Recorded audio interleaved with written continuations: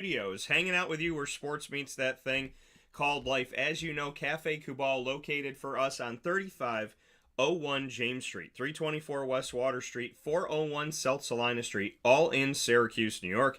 You'll also find them on the corner of Route 11 and Taft Road at Sweetheart Corners, and that is in North Syracuse at their drive-through location. And you will find them on 343 Fayette Street in Manlius, New York. So wherever you are, head out to Cafe Cubal today. Support local, fill your cup up right, and just continue to build up our central and upstate New York community. I am ecstatic for the opportunity that we have this morning because Papa Joe is back.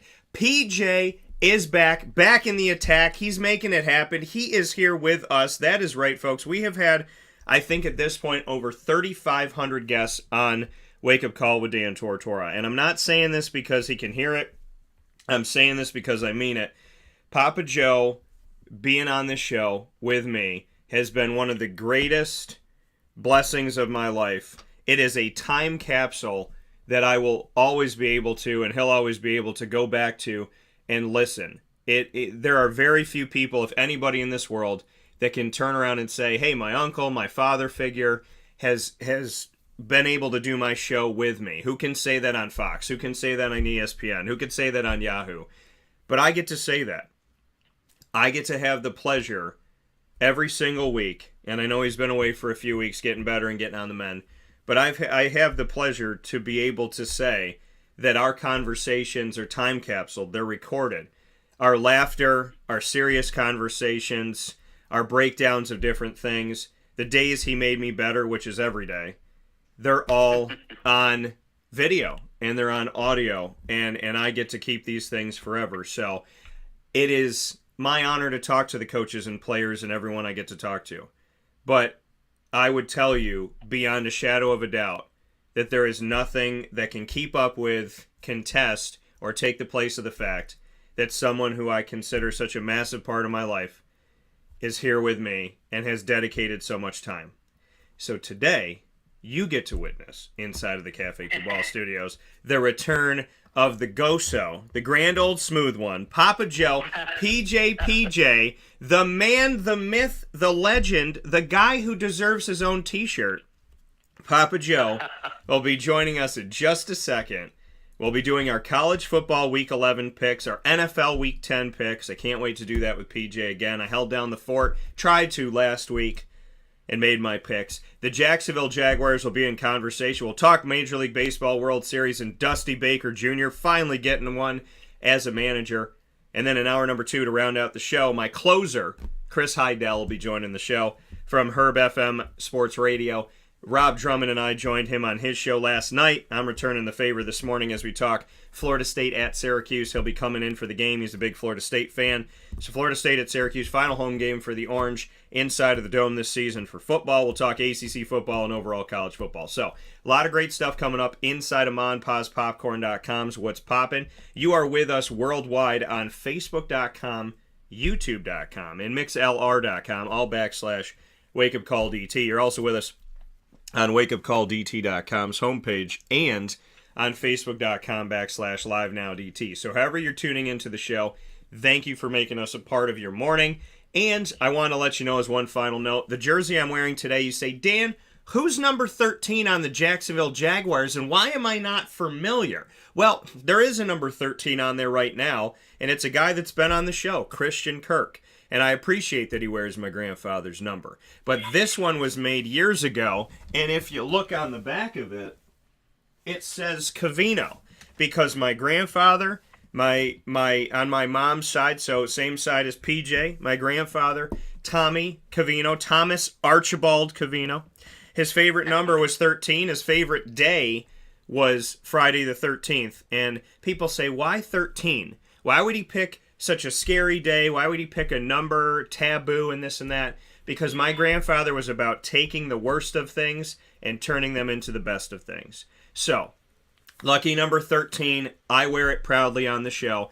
I wear it proudly all the time. PJ helped me pick it out this morning, and it is my absolute eye candy. This is a mic dropping moment. You put me on a stage with 1 million fans, and I'm out there doing my comedy thing, and I mean this, and I know he probably won't believe it, but you put me on a stage with 1 million people someday, which I know God will. And when I go out there and I grab that mic to tell my story, it still won't be as good as getting to say that my uncle, another dad in my life, and one of the greatest people that God has ever blessed me with is here with me on the broadcast. I am more than honored to welcome back to the show, Papa Mother Freaking Joe. PJ, how we doing? I like that, Daniel. Thank you. I like that. Hank, I'd like to say thanks to all the listeners that checked in on me and sent regards. It was overwhelming. I really appreciate it. And, oral surgery is not easy to go through, especially when you're older. You don't quite heal as bad or as fast. So I've had a refashioned mouth. I don't have any pain. I had some serious infections up there that caused a great deal of problems, and that's even after I brush my teeth twice a day. So, the you young ones out there, you got to brush your teeth twice a day. I'll tell you, it's still infection. I don't know where infection came from. I have no idea. The dentist didn't know either. So, anyway, we're treated and with some time off, and I'm ready to go. I can't talk very loud, but I can talk. So I feel good about it, and I feel good. I especially feel good about the Jaguars, but and I feel good about the World Series and everything. So we can get started. I watched the World Series every game. Even Joe came over a couple times with me, and of course we watched the last game and saw the ending that the Astros had won, and we went through all the celebrations and the interviews. So it was a grand night. And even though I wasn't really an Astro fan, I'm still pissed off at them for what they did in 2017. But the Philadelphia Phillies just didn't have enough, and they are a hell of a team. They're a good team in a great conference that beat two teams above them with several more wins. I mean, they were just they played well when they needed to be, and if you're playing well at the end of the year, you're probably going to make a lot of noise. And they did make a lot of noise. They beat both of those teams. They were just a little bit overmatched in the World Series, but we can get started with the questions if you want. Yeah, no, absolutely, and we'll start there in the World Series as we're here with Papa Joe on Wake Up Call with Dan Tortora. You might say you have this, you got that, this special guest, we got this interview, we did this, and this, and that's all well and good, but you know what? No other show in the world at any given time, any decade, in any moment can say, I have a Papa Joe, and you don't. It's like the Avengers. They said, yeah, you got what you got, but we have a Hulk. Yeah, well, y'all got what you got, but I got a PJ. And I'm about to unleash him on this World Series. Miss Mary T, as I lay in bed trying to be on the mend, I texted Mary T back and forth, my other mom, and a big shout out to Mary T, one of the greatest human beings out there, and help PJ get on the mend once again. Mary T is a Houston Astros fan.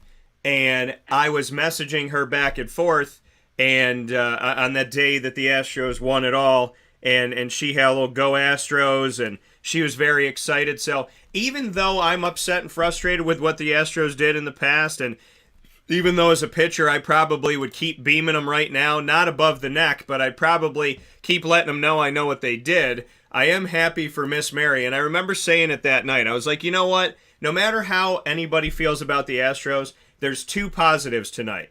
Mary got a win, and Dusty Baker got one. So I'd love to get your thoughts, PJ, on what it was like to be in a household with someone who is an Astros fan and Miss Mary T, and what you think about Dusty Baker Jr. Bringing some positive to the Astros.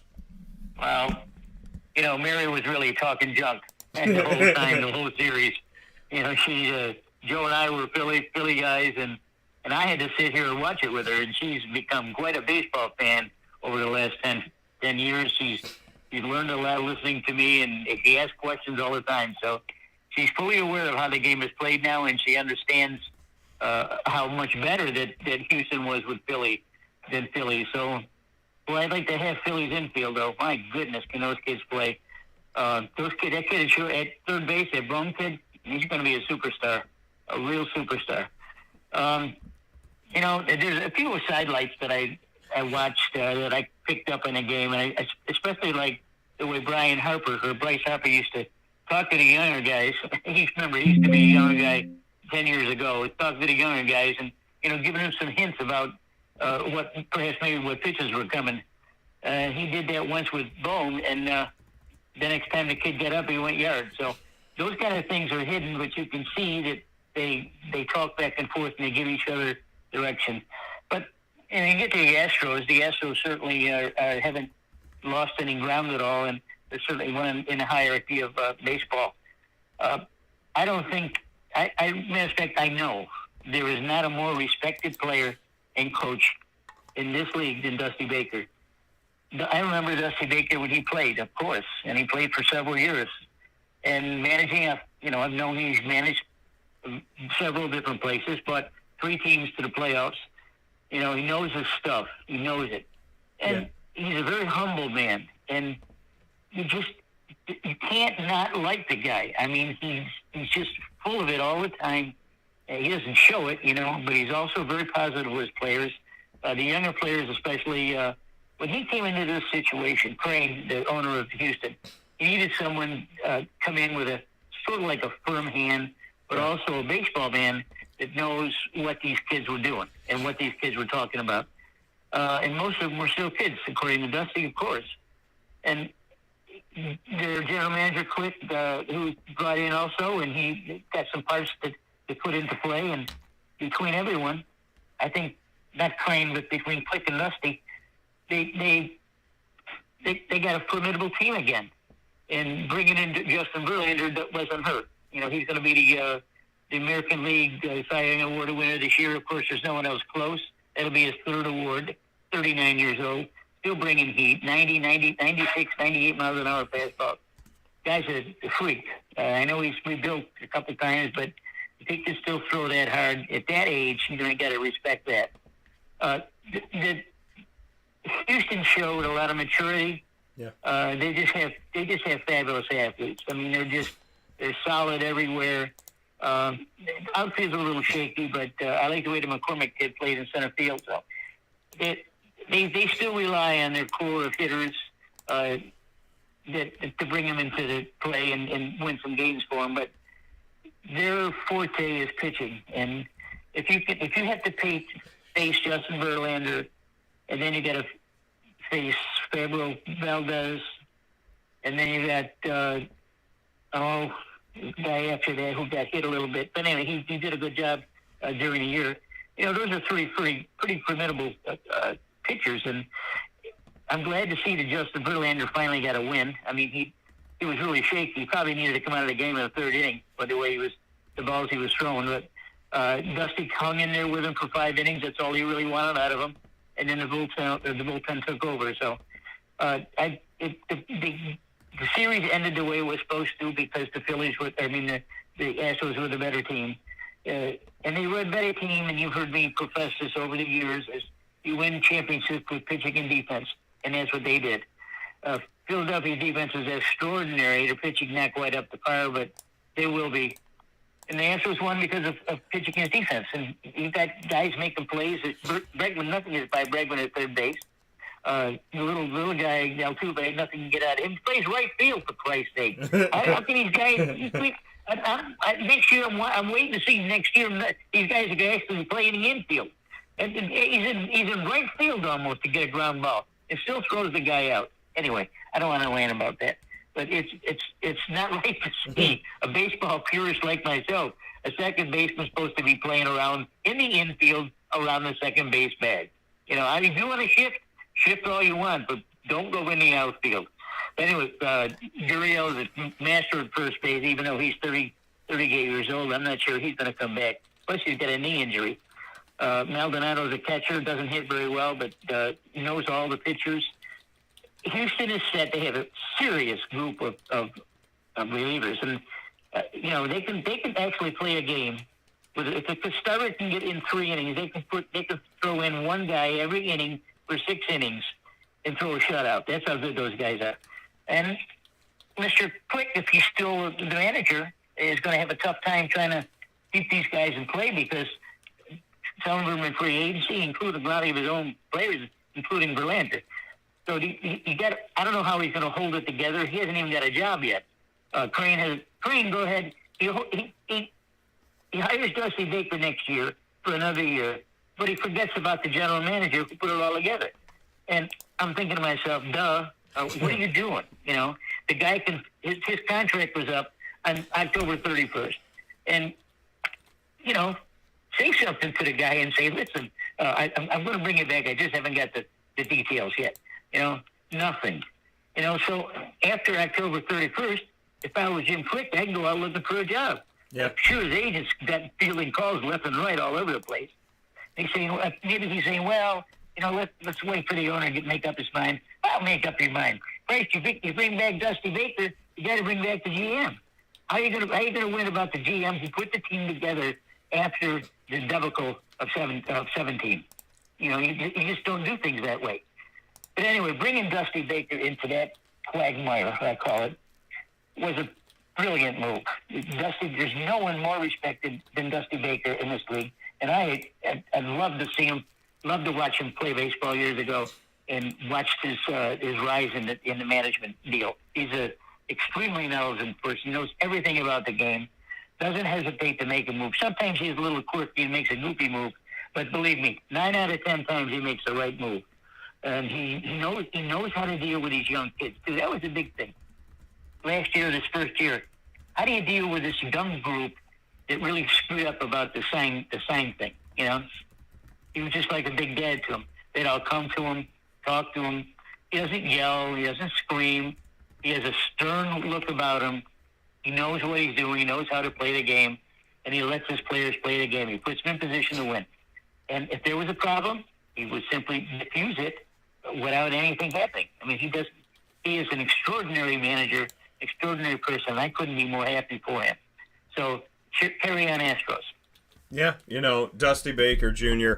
Getting a victory, really a good news moment for this franchise that has just been in, you know, on the wrong side of things. Granted, I mean, they put themselves on the wrong side of the tracks, but trying to get back on the right side of things. Dusty Baker, that feel-good story that hopefully can bring some peace to this and some healing to the scab of baseball that we've been definitely feeling here. So Greg put a message out. Welcome back, PJ. Hope all is well.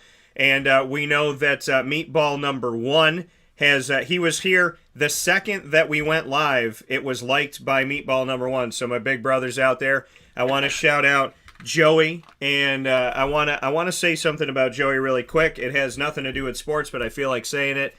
Joe, I want you to know everything you do out there, working your tail off, chasing your dreams as a business owner to a business owner.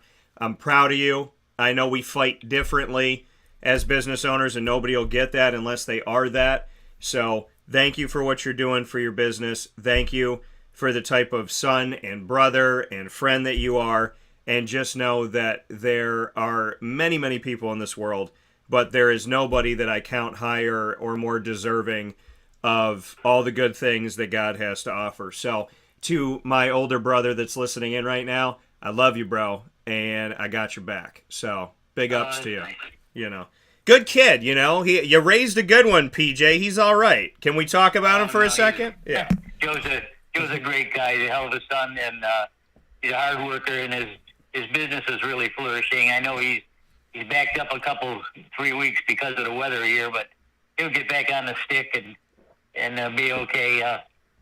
Thanks, Greg, for your heartfelt sympathies. Not sympathies, your care. I appreciate the efforts that you give Daniel every time you talk. And I'm sure we'd have a lot of fun if we talked at my kitchen table also. Yeah. By the way, Daniel did not make the game this last weekend because he was ill and missed one of the great games that the Jaguars ever played. And I'm not only that, but there was no one at the kitchen table to talk football with. But you always hear, but he knows football, and no one here to talk with to influence. And you weren't here, so we'll have to catch up another time, young man. Yeah. It was I was trying to feel better getting on the mend and didn't feel like 30,000 feet was going to help that. And so I decided to stay here and went out to Pizza Man, have the NFL ticket there, sat in the corner, wanted everybody to leave me alone, and I watched the game. I had some pizza, I had some hot honey. It's my self-medication when my allergies feel like crap. I eat a lot of spicy stuff and try to kick it out myself. Being Italian and Hispanic, there's some good spices, and so I sat in the corner, I watched the game, and I watched the Jacksonville Jaguars. A perfect segue, PJ. Watched the Jaguars start. Now they had started the game down 17-0. At halftime, it was 20-10 Vegas Raiders. Raiders came in with 2 wins, 5 losses. Jaguars came in with 2 wins, 6 losses. So one of these teams they were either coming out with a tie or somebody was coming out on the right side of things. And Jacksonville in the second half scored 17 unanswered points. I saw the defense plus more that I had seen at the beginning of the season. Travis Etienne is a friggin' phenom. 3 straight games of at least 100 yards rushing and at least 1 touchdown. I have him in multiple fantasy football leagues, so I would like to thank him for helping me have nice records. And, I did as much as I wanted to be down there. Got to take care of my health. I've learned over the years that I put my health second, put my job first, and it always ended up kicking my tail to a point where if I didn't want to lay in bed, eventually I had to. So watching the game and not being able to be there was tough. Not being able to talk to the guys and celebrate the win, stopping a 5-game skid was tough. But ultimately, I know I did the right thing, made the right decision, and I got to watch them play. So I want to thank Pizza Man, and I want to thank Heather at Pizza Man for giving me a little corner, turning on my TV, and there were all these Bills fans in the room. And when Buffalo lost, they switched the audio to the Jaguars game. So as everybody's pissed and everyone's leaving and going home sad, I got to hear, and the Jacksonville Jaguars will win this game. And Heather looked at me and she goes, "You're the only person smiling in this bar right now." And I was so I want you to know that I was wearing all my Jaguars gear, talking about the Jaguars, sitting in my little nook, having my little private TV, eating my pizza and my lemon pepper wings, and from afar, PJ, as much as I miss you, Mary and Joey, I had the opportunity, firsthand, in front of my face, to watch my team stop their 5-game skid. That's great. God, this team is not as bad as people think they are. No. I know they're 3-6, but frankly, they could be 6-3 with a couple bounces of the ball and a couple better decisions. They're not that far off. I mean, listen, I felt terrible when I watched the game and all of a sudden it was 17-0. I felt like, oh, Jesus, when is it going to happen? Why aren't these kids turning the corner? And then I looked at Pedersen. He didn't change his face at all. He didn't yell or scream. He went into the locker room, probably said a few things in the locker room, but Pedersen is a class guy. So whatever he said in the locker room, maybe they changed their game plan. They sure did, because they scored some points and the defense really stepped up. I mean, Derek Carr had no time to do anything. And you're right about Travis Etienne. He is, now we know why they let Charles Robinson go. Robinson was a hell of a back. I mean, he's a good back for a plotting defense or offense, sort of. He's not near as quick as Etienne. Etienne's got moves that we haven't seen in football in quite some time. This kid is special. I've only said that one other time when I said Trevor Lawrence came to this team. This kid's special. This kid is really special. But keep in mind that he came off a bad knee injury. Yeah. He can run. He can run between the tackles. He can catch passes out of the infield. He can circle the end. He can go long if he has to.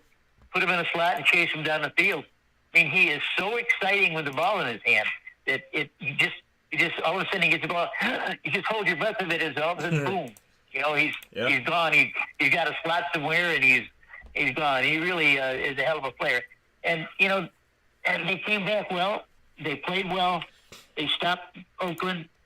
Of course, they didn't stop Devontae Adams, but no one can stop Devontae Adams if he wants to play the game. Devontae Adams was not interested in playing football the second half of that game. I don't know what his problem is, but he is the most dynamic receiver in the league today, other than Tyreek Hill. Why they didn't open up about him or to him, I don't understand. Because they could have put, maybe our Jaguars defense double teamed them somehow, but I didn't see that. The Jags defense just played better.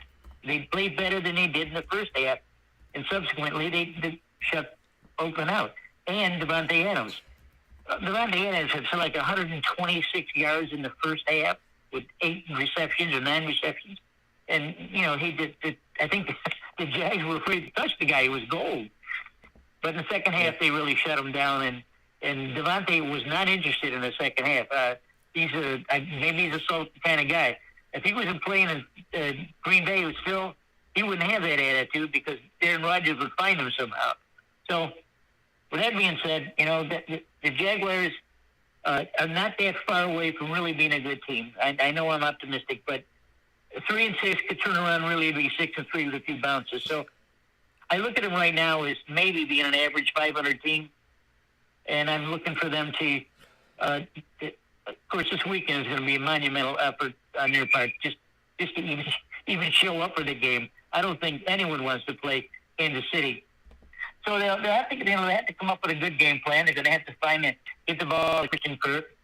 I think that Lawrence and Kirk finally got a little deal to look at each other in the eye a little bit and maybe come up with some plays on their own, the way Devontae Adams and Aaron Rodgers does on his receivers. If he's in the offense, is that you really can't cover him that well, like the Cooper Kupp. This guy's good. Christian Kirk is good. That's why we got him. So Trevor Lawrence, I think they're starting to meld a little bit. Yeah. If that's the case, he's going to have to go to his that's his go-to guy. And Trevor Lawrence, I sent you a note after the game. I said Trevor Lawrence really grew up today. Yeah. And damn if he did. He was absolutely superb in the second half. He was a little shaky in the first half, but he's still a young kid. But he's got a good coach, and he had a good game plan, and he started finding receivers. And he's got a big arm, no matter if he can throw it 70 yards, I'm sure. But that's not the way this offense is. Yeah. They don't have a speed burner anywhere. Christian Kirk is good. I don't know if he's that fast. All the fast guys they gave up to shut out. I really wanted them to stay, but no way. So the Jaguars are really looking forward to this weekend. I read a lot of things about it in the paper and on the net about going to Kansas City, one of the more formidable opponents you could ever want to face. But at least the kids are going there with their head up. They're tough. And believe me, Andy Reid is no slouch. And Andy Reid and Doug Patterson know each other very, very, very well because Patterson used to play, and he used to coach under Reid when he was at Philly. And when Philly moved, Reid moved away, Patterson got the job. He knows Andy Reid very well, and he probably knows his offense very well. So yeah, we'll see who's going to be the better coach this week. Certainly, the Celts combination with Mahomes. There is a duo, just like Cooper Kupp and Matt Stafford. These two guys, you cannot cover Travis Kelce. You can't unless you double team him, and then you got someone else who's open. Travis Kelce is the best tight end I've seen come through this league since Tony Gonzalez. He's got everything. He's got strength. He's got speed. He's got ability. He cuts corners. He can run with the ball. He can do anything. And Mahomes and him are on a same telepathic wavelength. All he's got to do is look at Kelce, and he's got the ball in his hand. Mahomes is so tricky that once he breaks the pocket, he and Kelce know that once Patrick moves out of the pocket, it's time for him to show off.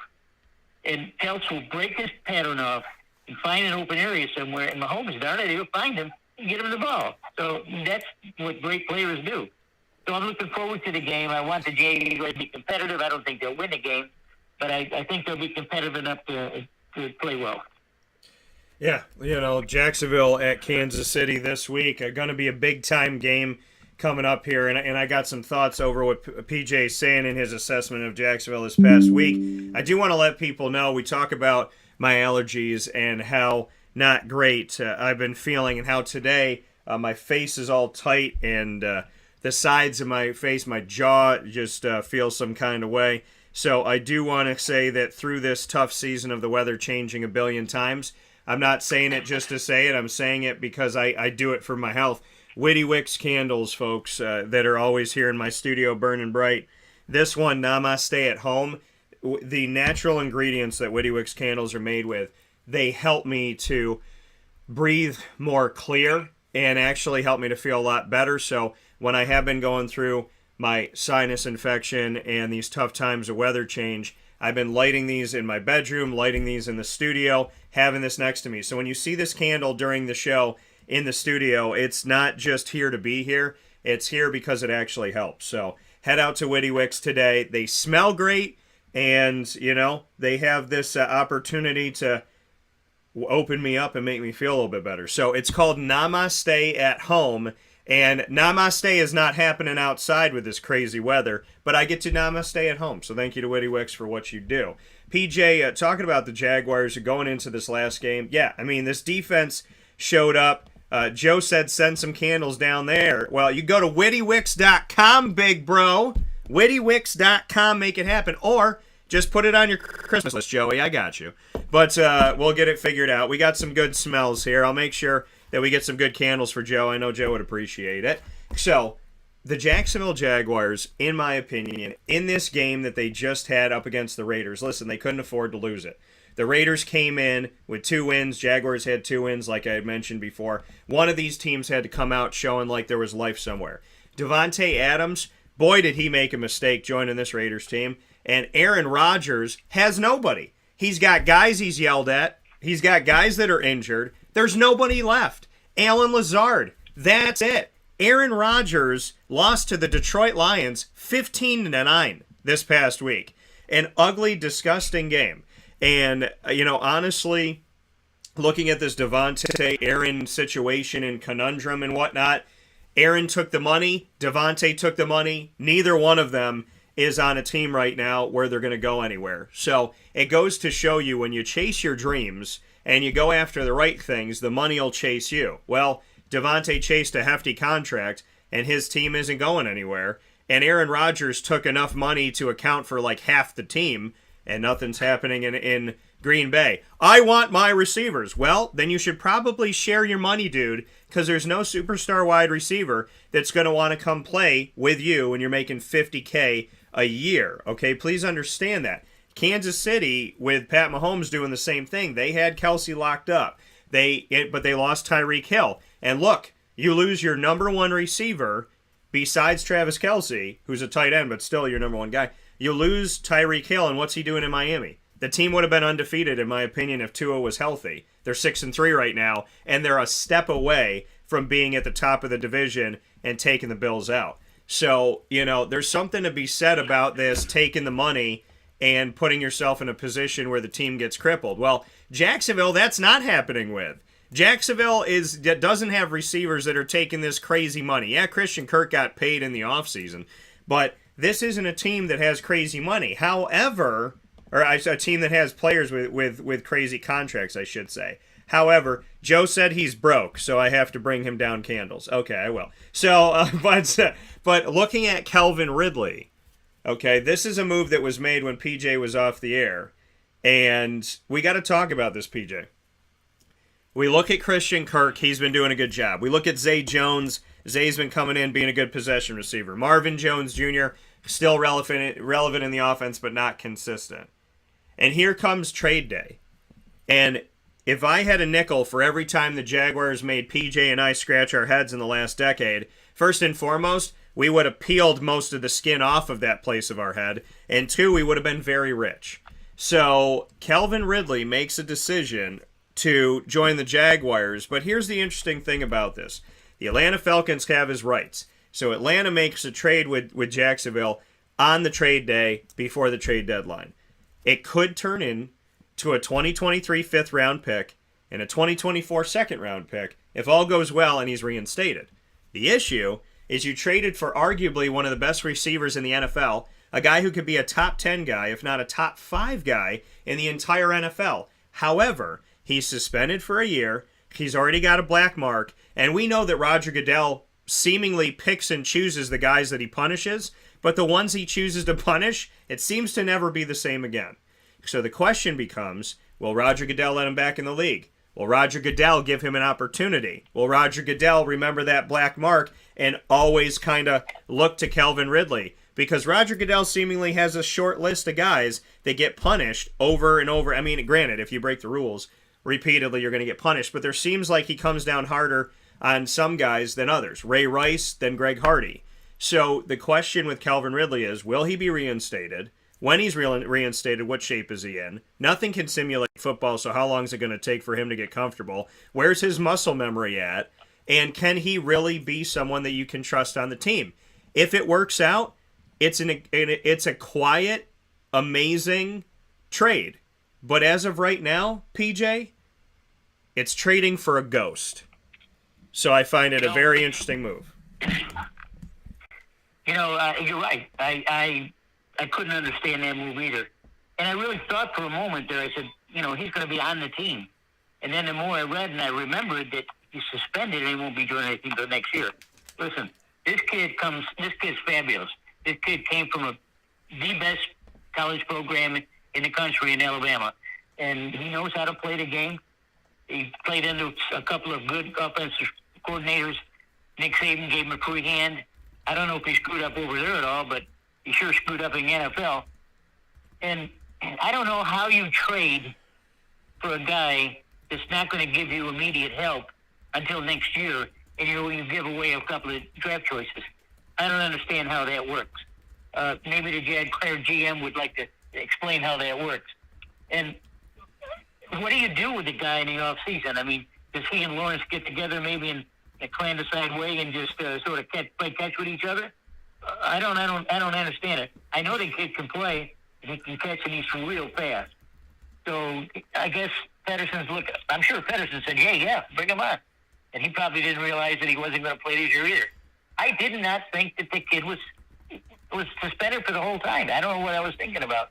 I was excited as he was going to play for the Jaguars, but not till next year. So that's going to be up to them to figure that out. I'm sure that over the offseason, Trevor Lawrence and Calvin Ridley, they're both Southern boys, so maybe they can get together in some place and play catch, some practice field or some high school field somewhere, and learn to know each other and give each other the eye. So it was tough. It was a tough trade to make.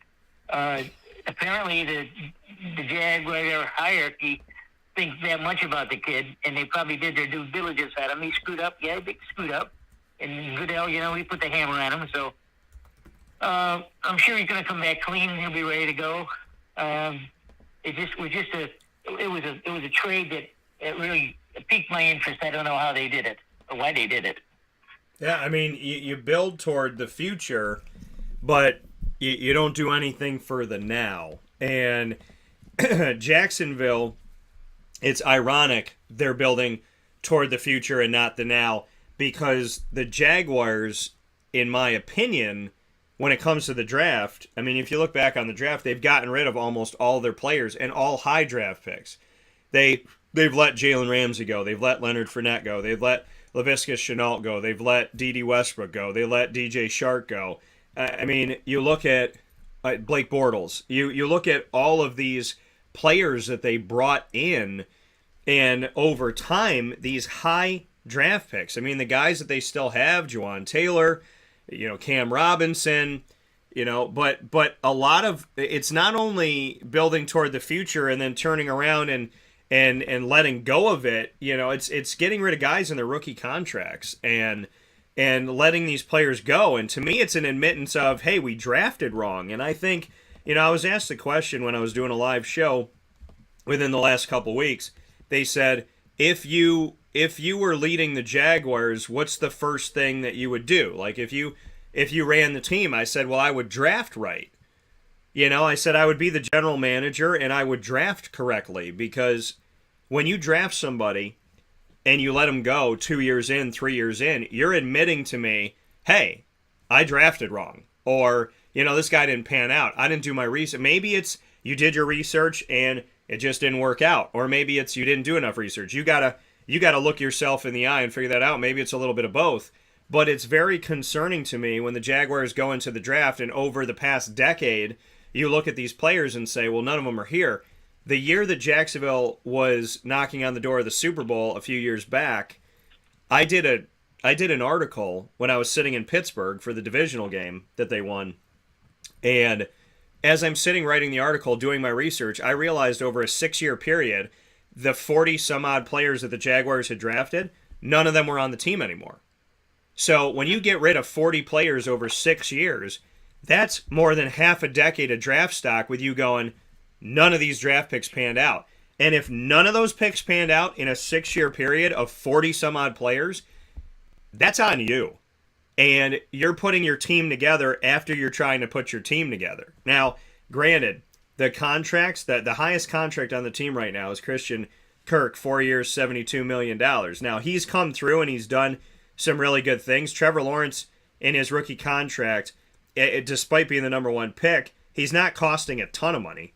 4 years, almost $37 million, but he's not in the top 5 of the contracts that they pay, right? Trayvon Walker, a little bit more, as the number one pick the next year. He's 4 years, $37.3 million, so he's making a little bit more than Trevor Lawrence.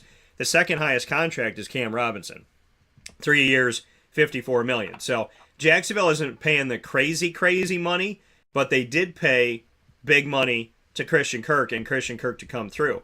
The thing with Calvin Ridley is, how do you assess his contract? What do you do for his contract? And if and when he is reinstated to the NFL, how much money are you willing to do? Are you willing to do the Kareem Hunt thing like Cleveland, when people didn't know, is he able to play, is he not able to play, and Kansas City lets him go, they give up their rights to him, and he's just sitting out there, and the Cleveland Browns go, hey, we'll give you 1 year, $1 million, and we'll see what you got. Do you do that with Calvin Ridley? Do you say, hey, we got a top 5 receiver that's going to cost us $12 in a Charms blow pop, and we're going to see if it works? I mean, we look at the numbers of Calvin Ridley. He hasn't been in the league that long. And when we go back, and that's the other thing about this too, is if healthy, if ready, if capable, Calvin Ridley could be a huge asset. He could be the best pickup that the Jaguars have had in a very, very long time. Could be one of the best they've ever had. In 2018, we go back and look at it. He played in 16 games, had 64 catches, 821 yards, 10 touchdowns as a rookie. In 2019, 13 games, 866 yards, 7 touchdowns. In 2020, 15 games played, 1,374 yards, 9 touchdowns. And then he only played in 5 games in 2021, and he had 281 yards and 2 touchdowns. So he scored in every season. He, looking at the 2020 season where he played, the last time he played pretty much a full season, he got over 1,000 yards. And in his career, in 3 seasons and a little bit of change, 3,342 yards, 28 touchdowns, 248 catches, and he's played in 49 games over 4 years, which averages out to, a little bit over 4, you look at 49 games over 4, a little bit over 10 games a season. So durability can be there. Him having his best season come more recently is a good sign too.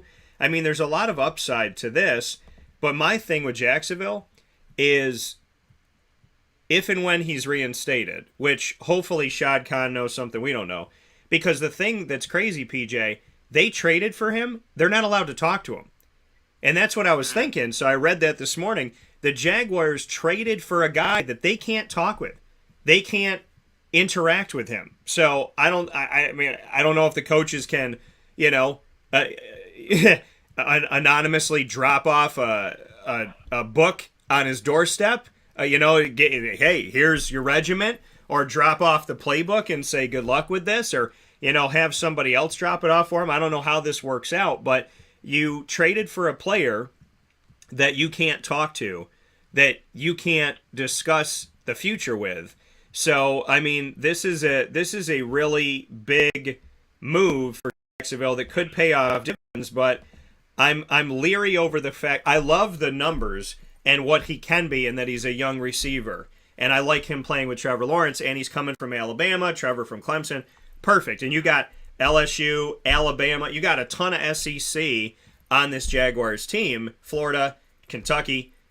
But my issue arises with you can't even Shad Khan, Doug Peterson, they can't even call this young man up and say congratulations and welcome to the Jaguars, and that to me is a little disheartening right now. Well, those are all good points. The Jaguars, we've been critical of their draft before, and you more than me. But one person I remember that they drafted to stretch the field was D.D. Westbrook.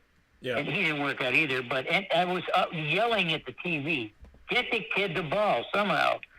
Get him along, stretch the field. And they didn't do it.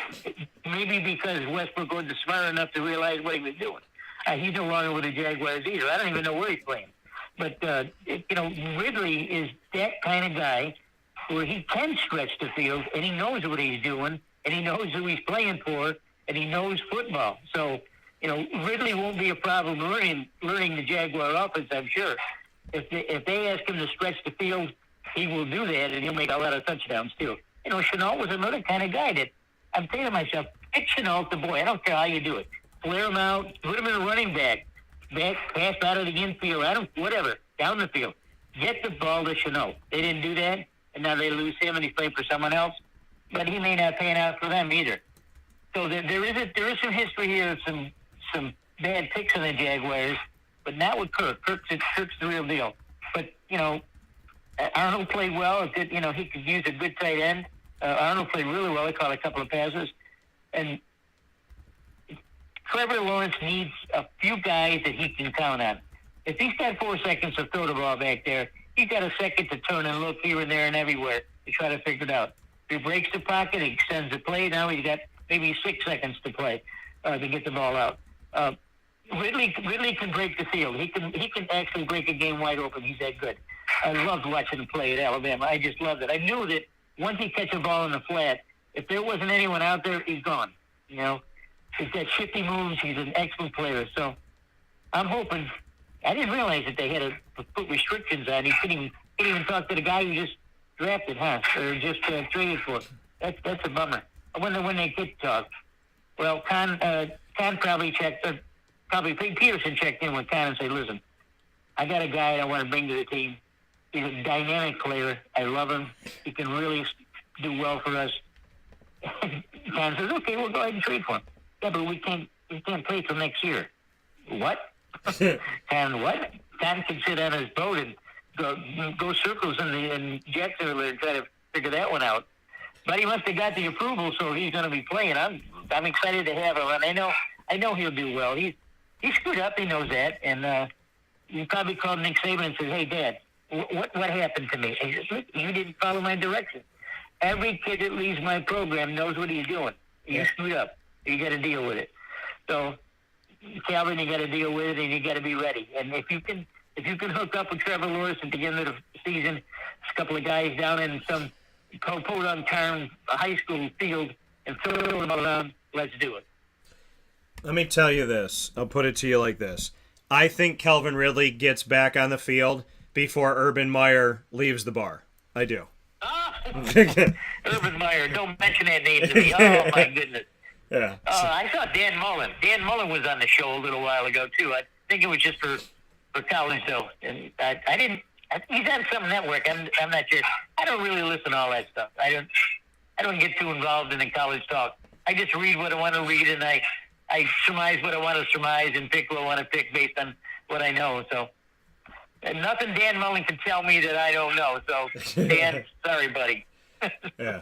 Dan Mullen, man. Oh, my goodness. But Greg said Ridley has all the talent. With the correct mental mindset motivation, he can be great. Surefire #1 wide receiver in the league. Jags took a gamble. Certainly could be a huge payoff. My response, if you're playing in the NFL with an opportunity that 0.0000000000001% of the world gets to do, you better get your mind right and shouldn't need anyone to motivate you. If he needs help, then I'm all for admitting that and getting the help you need. Once you have it and you get yourself right, saddle up and go to work. This man, listen, I know it takes time to get your mind right sometimes, and I know sometimes, but motivation to me, you should not need anybody to motivate your behind. You are an NFL wide receiver. You were given an opportunity that so few people in the world can ever get, no matter how good they are. There's guys could be better than you and still don't get the opportunity because it's about timing and who you see and when you see them and all that good stuff. Calvin Ridley, you were given the golden ticket by Willy Wonka. So go into the chocolate factory and get some work done. You know, I mean, to me, he has it. It's right there in front of him. There is no reason why this man shouldn't be playing right now. It's his fault that he's not playing. And so if he wants to I tell people this all the time. If you're in the situation you're in and it's your fault, well, it can also be your fault to get out of the situation.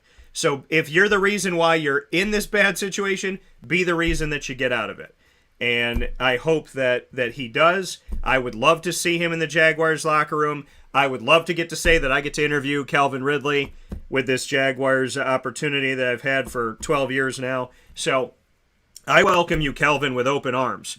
Do me a favor. Stop gambling. Get your mind right. Go to therapy if you need to go to therapy. Find your peace. Find God. Pray. Meditate.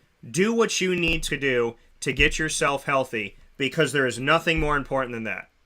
And once you get yourself healthy, Kelvin, let's go do some damage in the NFL. The Jaguars getting a cheetah? I would love that. So, I mean, it would be incredible to see him out on the field. Can you believe it, PJ? Did you ever think there'd be a day where Trevor Lawrence would be throwing to Calvin Ridley on the Jaguars?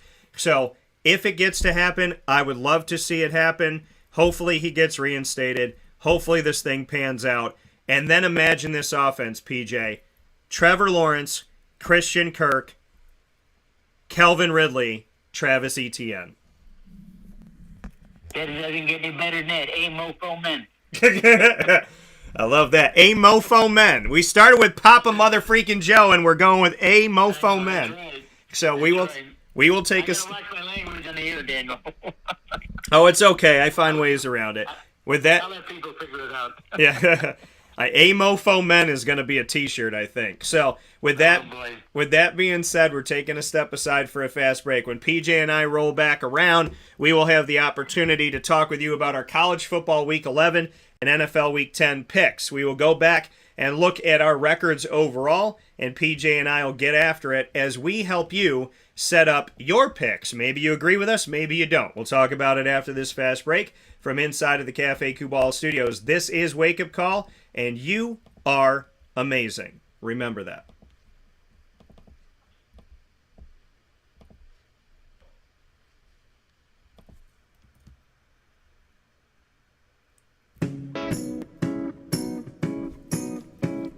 In these unique times, there are those in our community that give us a sense of normalcy and positivity. Pizza Man on 50 Oswego Street in Baldwinsville has been here for you for over 35 years and is here now.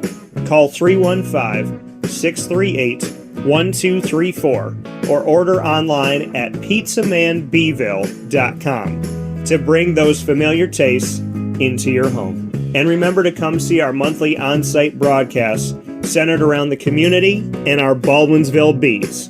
Pizza Man in Baldwinsville. Any way you slice it, they are always here for you.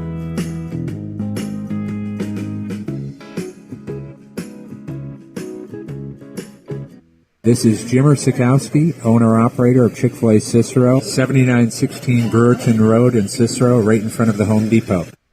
I had a deep feeling that God wanted me to do something bigger with my life and to help people, help others. I kept putting Chick-fil-A in my life, and I realized as I was going through the franchise selection process that positively impacting the lives of others was really core to what we do here at Chick-fil-A.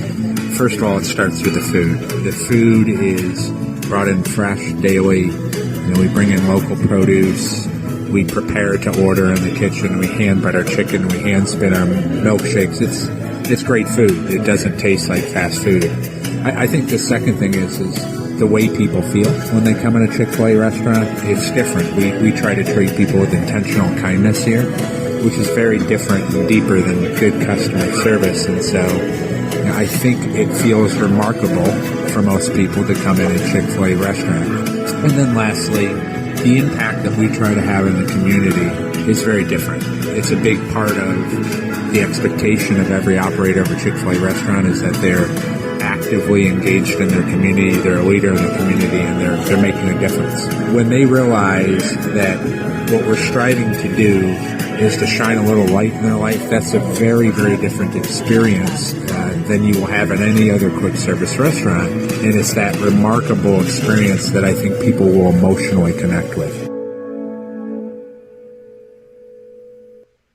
I'm George Townsend of Honda City with some good advice when buying a new car. The true cost of owning a new car is determined by the appraised value when you trade it. No vehicle appraises higher than a Honda. Next, look for low APRs and deep discounts. You also want low maintenance costs and great fuel economy. That's why my advice to you is to buy a new Honda. Looking pre-owned, visit our Honda Certified Used Car Center. Honda City, 7140 Henry Clay Boulevard, Liverpool, or HondaCity-CNY.com. It would be a pity if you don't shop at Honda City. Our corporate purpose at Chick-fil-A is to glorify God by being faithful stewards of all that's entrusted to us and to positively influence all those who come in contact with Chick-fil-A. And what became increasingly clear from our success in Cicero is that people love Chick-fil-A. And also I think we recognized that, we had a great opportunity to grow the brand and grow our platform. I felt incredibly grateful when I was selected to be a Chick-fil-A operator. I think what it's meant for me, what I've come to realize on a very deep level is that this is a calling for me. It's not a career. It's not a job. The Lord called me to be a Chick-fil-A operator and to use these restaurants to glorify Him and to positively influence other people. I'm blessed. I'm very blessed. Head to Chick-fil-A Clay on 3974 State Route 31 in Liverpool, New York.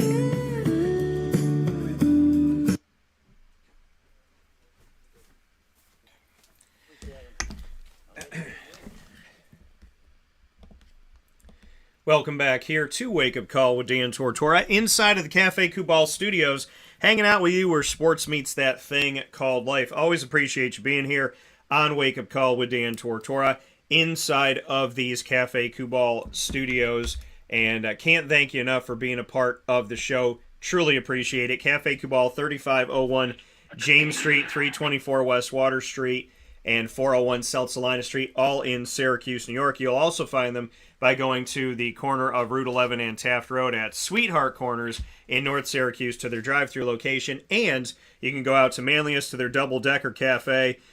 Don't miss an opportunity to hang out with them there on 343 Fayette Street in Manlius, New York. I call it the Manlius Welcome Center. It is the giant brown-striped building as you're coming into Manlius. All roads converge at that building, so make sure you go and hang out in their double-decker cafe today and let them know that Wake Up Call sent you. So much appreciation to Cafe Kubal. We're here with you every Monday through Friday from 9 a.m. to 11 a.m. Eastern Time on YouTube.com, Facebook.com, and MixLR.com, all /Wake Up Call DT. We're also here with you on WakeUpCallDT.com's homepage and on Facebook.com /LiveNowDT. PJ and I are here back again with one another this morning, which I am always so very happy to have PJ on the show with me. It is time for us to do our college and NFL picks when it comes to the football world. I'm very excited to be able to do this with you and with PJ here on the show.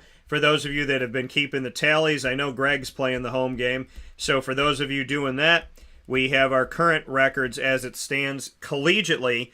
PJ's 26-12. I'm 25-13, right behind him. Pro-wise, I'm 26-21-1. PJ's 22-25-1. So that's what our records look like. He's got me by a little bit in college. I got him by a little bit on the pro side of things. And so we're going to be making our picks collegiately and professionally now.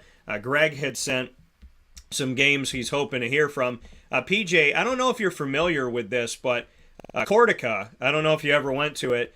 Cortland and Ithaca are Division III football teams here in upstate New York, and they have a rivalry called Corsica, and they play the game in Yankee Stadium this week. Both teams are 9-0, so they're undefeated, ranked in the nation's top 25, something Syracuse can't say anymore. And looking at the fact that, and I actually want to go to the rankings here because ESPN on their website did something that I don't typically see, which they put like all the polls up. So the coaches poll for Division 3 has SUNY Cortland ranked 9th in the nation and Ithaca 11th in the nation. They're both 9-0. Cortica is happening this weekend when Ithaca will take on SUNY Cortland in Yankee Stadium. So give me the team that you're going to pick for this one, PJ, because this is an interesting game, and it's going to be in Yankee Stadium. It'll be on the Yes Network. So here's some irony and some comedy. The Yankee games were not even on the dang Yes Network. They were put on stupid Amazon Prime and all this BS that you got to buy 19 different things to watch a game. I'll tell you something. These Thursday night football games, when I see Amazon Prime, I go, well, I guess I'm not watching it. So, I mean, the reality of it all is Cortica will be on the Yes Network, even though the Yankees don't get to carry their own team on their own network. So, PJ, what are your thoughts on Ithaca and Cortland? They're undefeated and ranked in the nation's top 11. Both of them are. Did you ever go to these games? Do you know about this game, and what do you think? I don't have a clue about these guys, Daniel. I'll tell you, it's exciting because they're both 9-0. And just think, they're going to play in the Yankee Stadium. Are you kidding me? I mean, it probably won't be 5,000 people there, but, both of these teams, Division 3A, I'm sure that both of these teams have good coaches that aren't paid a lot of money. Yeah. Guarantee they don't have any scholarship kids either. These are probably walk-on kids. Most of them are walk-on kids. So you got to say that the coaches have done a hell of a job, dealing with the bodies that they have. If you played football for 3 years in high school, never got recruited, and you walk on to Ithaca, the coach says, you play high school football? He says, yeah, for 3 years. He says, come on, let's go play ball. So that's probably what they did, and they got a lot of kids that are not scholarship kids. I don't know how Cortland and Ithaca can make money, but they're not going to make any money in this game if they got to send their kids to Yankee Stadium. I don't have any idea, but I'm going to go with Ithaca because I like them. Yeah, so I like Ithaca. PJ's going with Ithaca in this one, the Bombers. And also something, PJ, to tell you here, Scott Schaefer, the former head coach of the Syracuse Orange, his son, who has been on the show plenty of times here and I consider a friend, Wolfgang, Wolf Schaefer, he played quarterback for Ithaca and was a quarterback of they're called the Bombers. And then SUNY Cortland, the Red Dragons, one of their offensive linemen is a friend of mine. So I have a connection to both of these schools in their football world, which is kind of cool and exciting. And I had the opportunity to connect with them, which I think is definitely a lot of fun. The Red Dragon up against the Bombers and going. And I do want to shout out, before I go anywhere and make my pick here, I want to shout out my dude. So really happy to see this team, both of these teams, as good as they've been and doing what they're doing here right now. And honestly, I think it's great to see this game in Yankee Stadium on the Yes Network. One of the few things that I can actually watch, and the Yankees not being one of those. So I mean, it's beautiful. I think it's ironic that these Central and Upstate New York teams get to be on the on Yankees Network when the Yankees weren't even allowed to play their games there. But it's definitely great. Offensive lineman, sophomore, my guy from CNS, Max White, is on the Cortland team. And Max, I love you, brother. I appreciate you. PJ is taking Ithaca. I respect Ithaca. I appreciate Ithaca. But I'm going with my dude, Max White, and I'm taking SUNY Cortland in Cortica. And we're going to see SUNY Cortland do it. I was accepted to SUNY Cortland, considered going to SUNY Cortland. So kind of interesting looking back then. But yeah, I'm gonna go with SUNY Cortland in this one, and definitely appreciate both of the teams. Excited to see the game. Looking forward to it. And for those of you that need the information on it, you can go to Yankee Stadium and see this game. And if you would like to watch the game, the schedule for this, the two 9-0 teams on the Yes Network in the Bronx, is going to be this Saturday, November 12th at noon Eastern time. So make sure you pay attention to this game. This is their last game of the season before they head to the NCAAs. So both of these teams finishing out with their rivalry game, and excited to see what's going to come from this action. So PJ's taking Ithaca, I'm taking SUNY Cortland, and we'll head back to Division 1 now and take a look at these, PJ. So schedule for Hold week... on a minute. Hold on. Go Hold ahead. on a minute. Go ahead. Aren't those aren't they teacher colleges? Teacher colleges, you said? Yeah. Are They're... they teacher colleges? Yeah, I mean, these are SUNY Cortland and Ithaca, they're very good school. I almost went to Ithaca. They have a very similar communications program to Syracuse. So, Okay. yeah. All right. So, yeah, two good schools, two awesome places nestled here in central and upstate New York, and drove by them a billion times when you're on 81. If you're driving from Syracuse to Binghamton, you're going by both of these schools, and much respect to them both, love them both, wish they could both win. Wish they could both stay undefeated, but, love seeing them ranked in the nation's top 25, let alone top 11, and looking forward to it. SUNY Cortland going with the Red Dragons, PJ going with the Ithaca Bombers.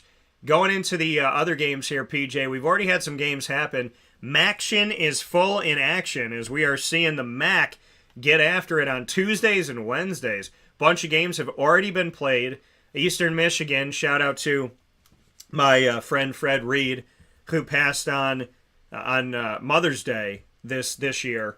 His Eastern Michigan team defeated Akron on the road, 34-28. God bless him in heaven and his loved ones here on earth and in heaven. Ohio defeated Miami of Ohio 37-21. Toledo, Ball State 28-21. Northern Illinois defeated Western Michigan 24-21. Central Michigan defeated Buffalo 31-27. And Kent State blew out Bowling Green 40-6, which leads us to tonight, where Tulsa will face off against Memphis, Georgia Southern against Louisiana. So some good games coming up. And then, PJ, this Friday, East Carolina plays Cincinnati. Cincinnati has fallen out of the nation's top 25 in their last season in the American as they look to go to the Big 12. East Carolina is back on the winning side of things, and for the first time in a long time, they are bowl eligible with 6 wins, 3 losses. East Carolina on the road at Cincinnati. They've played spoiler before when they're a 4-8 team or a 3-9 team. Now they're 6-3. They have nothing to lose. They just defeated BYU on the road. They blew out UCF. They took down Memphis in a barn burner, and those were the last 3 games that they played. Your thoughts on this? And they also played up against NC State at the beginning of the season and lost by 1 point, 21-20. What do you think about East Carolina? Can they get Cincinnati in this game on the road? Don't think so. I think Cincinnati just got a little bit too much fun, a little bit more depth. I know Cincinnati's not near the team that they have been the last couple of years, but I still like them in this game. Yeah, you definitely see with the loss of Ahmad, of Sauce Gardner is here on the team. So definitely miss Sauce Gardner on the roster for them. A lot of guys, 9 guys drafted in the NFL draft this year from Cincinnati, Desmond Ridder, and all the guys that are there. So Cincinnati's definitely feeling that. It's a year where they're trying to get back on things. PJ is going to stick with Cincinnati, and I'm going to go the other routes, and I'm actually going to go with East Carolina for what a lot of people are going to consider the upset. But East Carolina at this point in the season is playing better. So I'm going to go with East Carolina. I got them winning this game, and I'm entrusting them to go 7-3 here. I'm so excited for East Carolina and Mike Houston as he came into this program and had a vision and a mission, and I heard the players talk, and they just sounded like they were buying into it, and they were feeling it, and I love it. So I'm going to go with East Carolina to get this victory, even though I respect both of these programs tremendously, so it's hard for me to pick this game. Next game we have up, PJ, that we're going to take a look at here brings us into Saturday. And I'll tell you this 1 time, 2 times, a billion times. Ohio State has not played a damn team that should put them anywhere in the rank. Look, Notre Dame, okay, they're better than I thought they were. They played them at the beginning of the season. Arkansas State, unranked at home. Toledo, unranked at home. Wisconsin, unranked at home. Rutgers, unranked at home. At Michigan State, unranked. Iowa, unranked at home. Penn State, ranked too high on the road. At Northwestern, last week, when Alabama was playing LSU and Tennessee was playing Georgia, Ohio State was playing Northwestern. And this week, they're playing Indiana.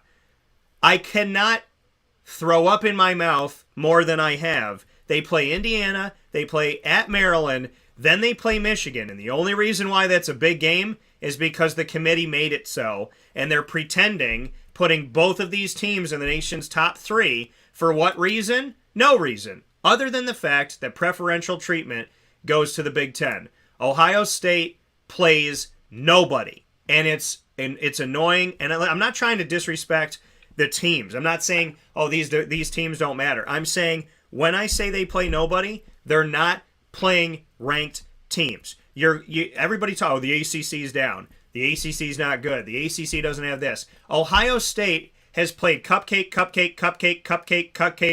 pretty good game, cupcake. I mean, I don't want to hear Alabama playing the Sisters of the Poor or Clemson playing Citadel and people complaining about it, because Ohio State gets to play in a conference that gets a hell of a lot of respect without having to do any of the work. It's like somebody getting a raise that's just like the boss's son, and that's what it feels like right now. So Ohio State, I'm not even talking about your Indiana game, because you're going to stay number 2 in the country no matter what happens, because you're protected. So PJ, let's talk about this one instead. Let's go to a conference where you actually get contested. LSU at Arkansas. LSU has 2 losses, 6 wins. They commandingly have the lead in the SEC West. They handed Alabama their 2nd loss of the season, and as of right now, LSU will be playing in the SEC Championship. Is there any thought that Arkansas can stop them this week? No. LSU has really turned the corner. I never thought that they would be as good as they were when they started the season with the Notre Dame coach coming in there. I didn't know if Brian Kelly had any influence what's going on down there, but he is really coached well. And of course, LSU's got some athletes, and I don't see this game to be a trip up at all. LSU has really looked like they're pretty serious right now, and they may be the best team in the SEC outside of Georgia. Yeah, and honestly, I said in the past, the only team, you talk about preferential treatment, the only team that I think can lose 2 games in a season and still make the college football playoff is Alabama. Well, you know what? If LSU wins the rest of their games, wins the SEC championship, I know they have 2 losses. It would be a travesty I would rather have a 2-loss LSU team than a no-loss Ohio State team, because I don't want to play LSU. And if I'm a team out there right now, I would rather play Ohio State 10 times than play LSU once right now. So I full-heartedly believe that LSU, if they win out, should be in the college football playoff, because it is about dangerous teams, and they are a dangerous team. Here's an interesting game. Liberty at UConn. They're both independent. Liberty is a pretty good team under Hugh Freeze, right? They're 8-1 this season. They've had 3 good seasons like 3 really, really good seasons in a row. They're not ranked right now. But UConn under Jim Mora Jr. is 5-5, and they are 1 game away from being bowl eligible with 2 games to go, which is unheard of for UConn in many years. They've been a 1-3 win team from season to season. What do you think about Liberty at UConn? Well, Liberty has followed the last couple of years. I mean, they every once in a while play a tough team and they get blown out, but they're by no means, you can't dissuade them from anything. They're a good team this year. I don't think they're going to have any problem when you can at all. Yeah, I'm going with Liberty as well in this game. Hugh Freeze has been awesome. This program has been incredible, and I give him a ton of credit. I've gotten to see them live in the Dome 2 years in a row. Malik Willis and the crew. Malik Willis coming from Auburn, so I'm a fan of Liberty and what Hugh Freeze is doing there.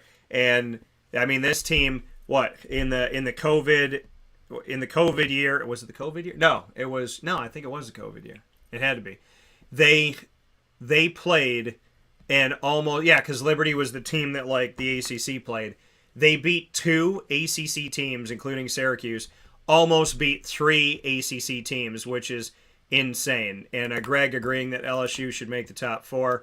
And yeah, I mean, listen, it's about competition. I'm not going to knock Ohio State for winning the games in front of them, because that's what you have to do. I'm just saying the value of Ohio State versus the value of LSU is night and day when it comes down to being battle tested. Ohio State has had to walk through candy cane land en route to the North Pole, while LSU is walking on landmines in North Korea. That's how I feel. So that's the difference.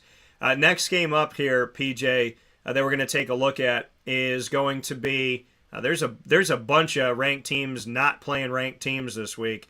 So let's look at one that is going to be a good game here. And they're a lot closer in the rankings than people think they would have been at this point in the season. Number 9 Alabama pulls in to the home station of the Lane train. Number 11 Ole Miss, number 9 Alabama in Mississippi on CBS at 3:30 p.m. Eastern Time. What are your thoughts? Well, I'm really disappointed the way Alabama's played this year. I thought that they would. Frankly, I thought they would be dominant, and they're not dominant. They're not an also-ran, but they're a good football team. What can you say about Lane Kiffin? I mean, he walked into the SEC with swagger, and he wins with swagger. Yeah. He's probably going to leave with swagger because he's going to get a big-time job somewhere. But this game, I'll tell you what, if he wins this game, he won't stay at Mississippi because someone's going to snag him somewhere. But I don't think he'll win this game. I like Alabama. I think that Nick Saban's really pissed off right now. And I do think that Alabama probably has the better athletes. They certainly have the better defense. Whether they can stop the Lane train, don't know, but I'm going to pick Alabama anyway. Yeah, you know what? Nick Saban, to me, he's going to make a case, right? He's got 2 losses. LSU's got 2 losses. He's going to make this difficult on the committee, and he's going to say, hey, yeah, we got 2 losses, but we're Alabama, and the SEC is so good, and it's leaps and bounds better than the Big Ten, and why should Ohio State and Michigan both get in? Why should either one of them get in? So I think he's going to make it interesting by continuing to win. However, I would not be surprised if Lane Kiffin gets the victory this week. If the protege takes down the teacher, right? If the pupil takes down the mentor, we'll see. But, I'm going to go with Alabama because I believe the Nick Saban, Bill Belichick, and they used to be on the same staff, is hell hath no fury like either one of these guys scorned. So I'm going to go ahead and say Alabama, but I have a feeling Lane Kiffin might try to push this score up and make this a fun one to watch. Next game up. Go ahead. It's going to be a good game. Let me make a comment here for our fans. And I don't mean to. I know. I've been bashing the Big Ten for years, and I want our fans to understand that I have no hard feelings against the Big Ten. They just don't have enough good teams. Now, it's not Ohio State's fault or Michigan's fault that the rest of the Big Ten is not competitive. It's not their fault. They beat whoever's in them, like you said earlier. They beat whoever's in front of them. And if it leads to the Final Four, fine. If it doesn't, keep winning. The rest of the league has to come up to their standards. Ohio State and Michigan certainly have set high standards for the Big Ten, but they're not. To me, they're not competitive with the SEC. But that doesn't mean they're not competitive. I want the people to understand that we're not bashing them. We're bashing the rest of the teams that don't have enough students and don't have enough athletes to play against Ohio State and Michigan. So the rest of the Big Ten, get off your asses, go out there and recruit, and give these guys some games. All right. I mean, listen, and I've said the same thing. I said I would say this about any team. It's not an Ohio State witch hunt. It's not a witch hunt against the Big Ten. I would say this about any team, and any conference that gets preferential treatment. I would say it about Clemson. I would say it about Oregon. I would say it about anybody. This is reality. At the beginning of the season that the Big Ten champion is in the college football. I can tell you every year, without doubt, because Greg just said, whoever wins Ohio State, Michigan is going to be in the college football playoff. And I said, cut and paste from last year. Go and check the tape what I said last year. I said, Ohio State is undefeated. Michigan and Michigan State have to play Ohio State in their last 3 games. Whoever defeats Ohio State of Michigan and Michigan State, I said if Ohio State loses to Michigan or Michigan State and goes undefeated in those last 3 games, that team is in. If Ohio State beats both of those teams and goes undefeated, they stay in. But whoever beats Ohio State and wins their other 2 games, no matter who they play, if they go 3-0 with a win over Ohio State, they will take Ohio State's spot, because that spot is a Big Ten spot that is reserved in the college football playoff for Ohio State or whoever beats Ohio State. And that's what it is every year. And if at the beginning of the season I can tell you Ohio State has that spot unless Michigan or somebody else takes them out of that spot from the Big Ten, I should not be able to tell you the Big Ten has a spot and that spot is declared. And people would say, well, Dan, Clemson has a spot. Obviously, that's not true. Obviously, that's not true. And the ACC was shown last year that they don't have a spot because there was no way in hell the committee was going to put Wake Forest in there no matter what Wake Forest did. The best thing that happened for the committee is Wake Forest started to lose at the end of the season because the committee was never going to put Wake Forest in the top 4. That's reality. And then you say, well, how do they put Texas Christian in there right now, Dan? Because they're in Texas and they can sell Texas. That's why. But Wake Forest, a little small school in Winston-Salem that doesn't get the respect that they deserve ever, they're not going to put them in. The BCS was BS, and we know that. You could take the C out. The BCS was BS. We knew it was rigged to a certain extent. The college football playoff, it's the same thing. We know the teams that are going to get in most of the time. And all I'm saying about the Big Ten in general is Ohio State has not been tested like the teams in the SEC. Ohio State has not been tested like Clemson in the ACC this year. Ohio State has not been tested like Oregon and USC and the teams that are playing up against each other in the Pac-12 this year. The American is down. I understand the Sun Belt is not sending anybody in there. The Big 12 has definitely shaken up, and it's not Oklahoma, and it's not Texas, it's TCU, and it's Oklahoma State. So there's been a lot of tests around the league, and all I'm saying, if you really search your heart, Ohio State fans and Michigan fans and Big Ten fans, you know you haven't really played anybody yet. And if you're going to make the college football playoff, you should be a little more nervous than everybody else in there. Because if Tennessee makes it, they've played a gamut. LSU's played a gamut. Georgia's played a gamut. There's a lot of teams in there that are going to be chomping at the bit to play in Ohio State. And yeah, every squirrel can get a nut someday. And yeah, Ohio State beat Clemson, and you're going to say that to me about last year. But do you remember when Clemson played Ohio State the first time around in the college football playoff? Blew them out and embarrassed the hell out of them. So let's call a spade a spade. Reality. The Big Ten gets preferential treatment. I would say that about anybody that's getting it. And right now, it's unfair. It's a disservice to the college football playoff because this year, the college football playoff arguably should be the entire SEC. Without doubt. It should be. It should be. It should be Georgia. ACC is not that strong this year either. No. And we could say the same thing about Clemson not playing good teams, but they are better teams. They're better average teams than they are in the Big Ten. So, you look at Miami, got their butt whipped by Florida State, and Florida State is starting to come up again. When we said this, Mike Novara is going to turn it around in the third year, and he has. And these guys are ready to play. They're ready to play you guys, that's for sure. But it's all variables in the college-based football. It's just it's unfair that we have to keep having this conversation all the time. All they simply have to do is increase the number of teams that are playing. That's all, and then you can solve everyone's problem. Yeah. But go ahead. And we are going to do that. But I would tell you right now, if the college football playoff this year was Georgia, Tennessee, LSU, if at least those 3 teams in the SEC got in, that to me would be incredible. I love that TCU is in the top 4 right now because they deserve to be weeks ago. But and they have played they've run a gamut in and out of their conference.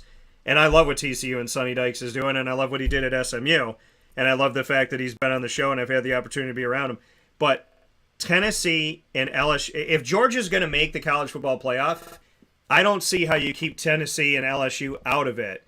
They're too good to not be in the thing. And at the end of the day, you want your best teams, and your best teams are in the SEC. And yeah, there's a few. The Pac-12 is better this year. I'll give them credit. The Big 12 has TCU. I'll give them credit.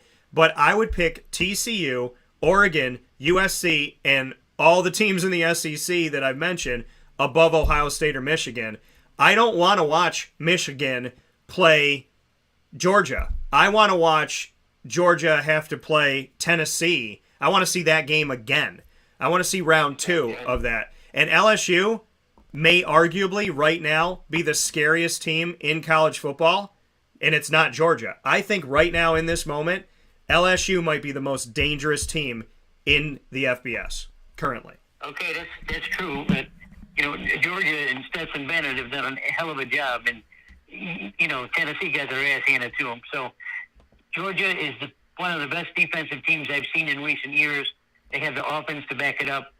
I don't care who they throw in front of all these teams. We can mix and match all these everything. No one's going to beat Georgia anyway.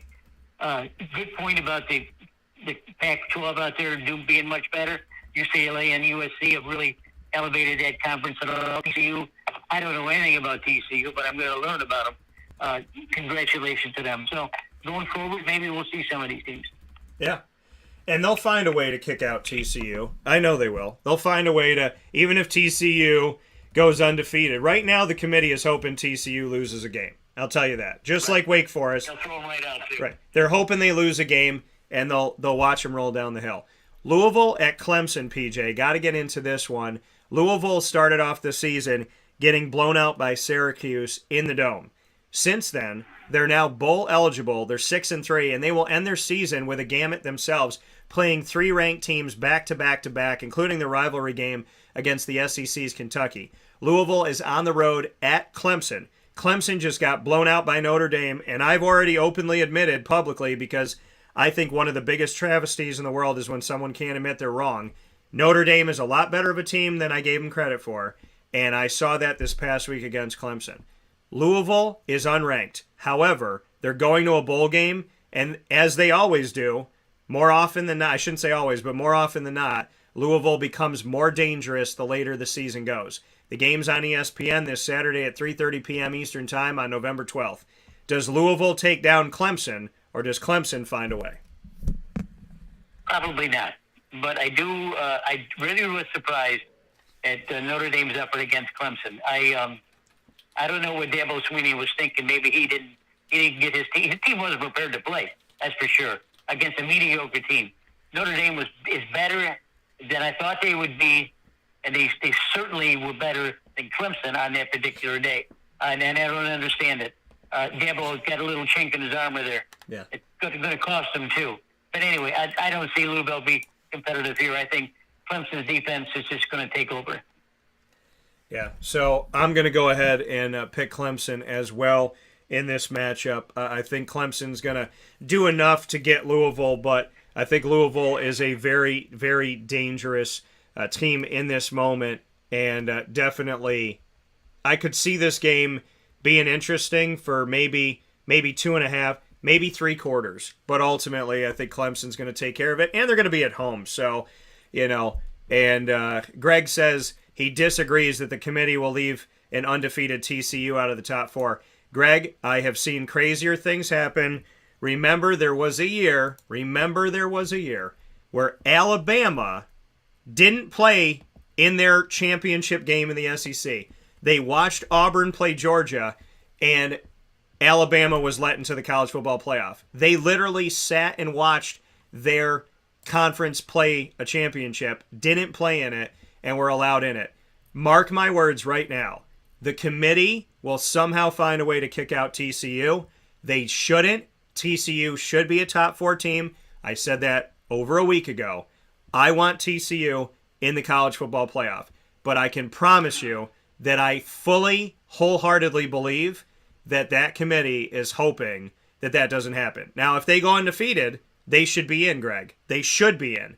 But we're talking about what they do on the field versus what's political, okay? There's a difference between the two. there's the political side of things and there's reality. College football should be based in reality, but you and I both know that that's not always the truth. UCF at Tulane. UCF is back ranked in the top 25, PJ. They'll be on ESPN2 on the road at Tulane. Tulane is having the best season in the American. They're ranked 17th in the country. They're 8-1. Their only loss this season is by 3 points to Southern Miss. They've defeated a good Kansas State team on the road, and here they are right now playing at home. Willie Fritz going to another bowl game. This man has won everywhere he's been. UCF at Tulane. Who wins the game? I think Tulane's overrated. I don't mean to dissuade that or make fun of their record. I do believe they're overrated, and I like UCF in this game. PJ going with Central Florida. I'm going with Tulane in this matchup. I know my good buddy is not going to be happy to hear me say this, but I'm sorry, Jason. I'm gonna pick Willie Fritz and the Tulane Green Wave to get continue things rolling here and go to 9-1 on the season. Although I do think UCF is a lot better than people think they are. So I will say UCF's got some good things, and so does Tulane. Next game up on the docket as we take a look at this thing.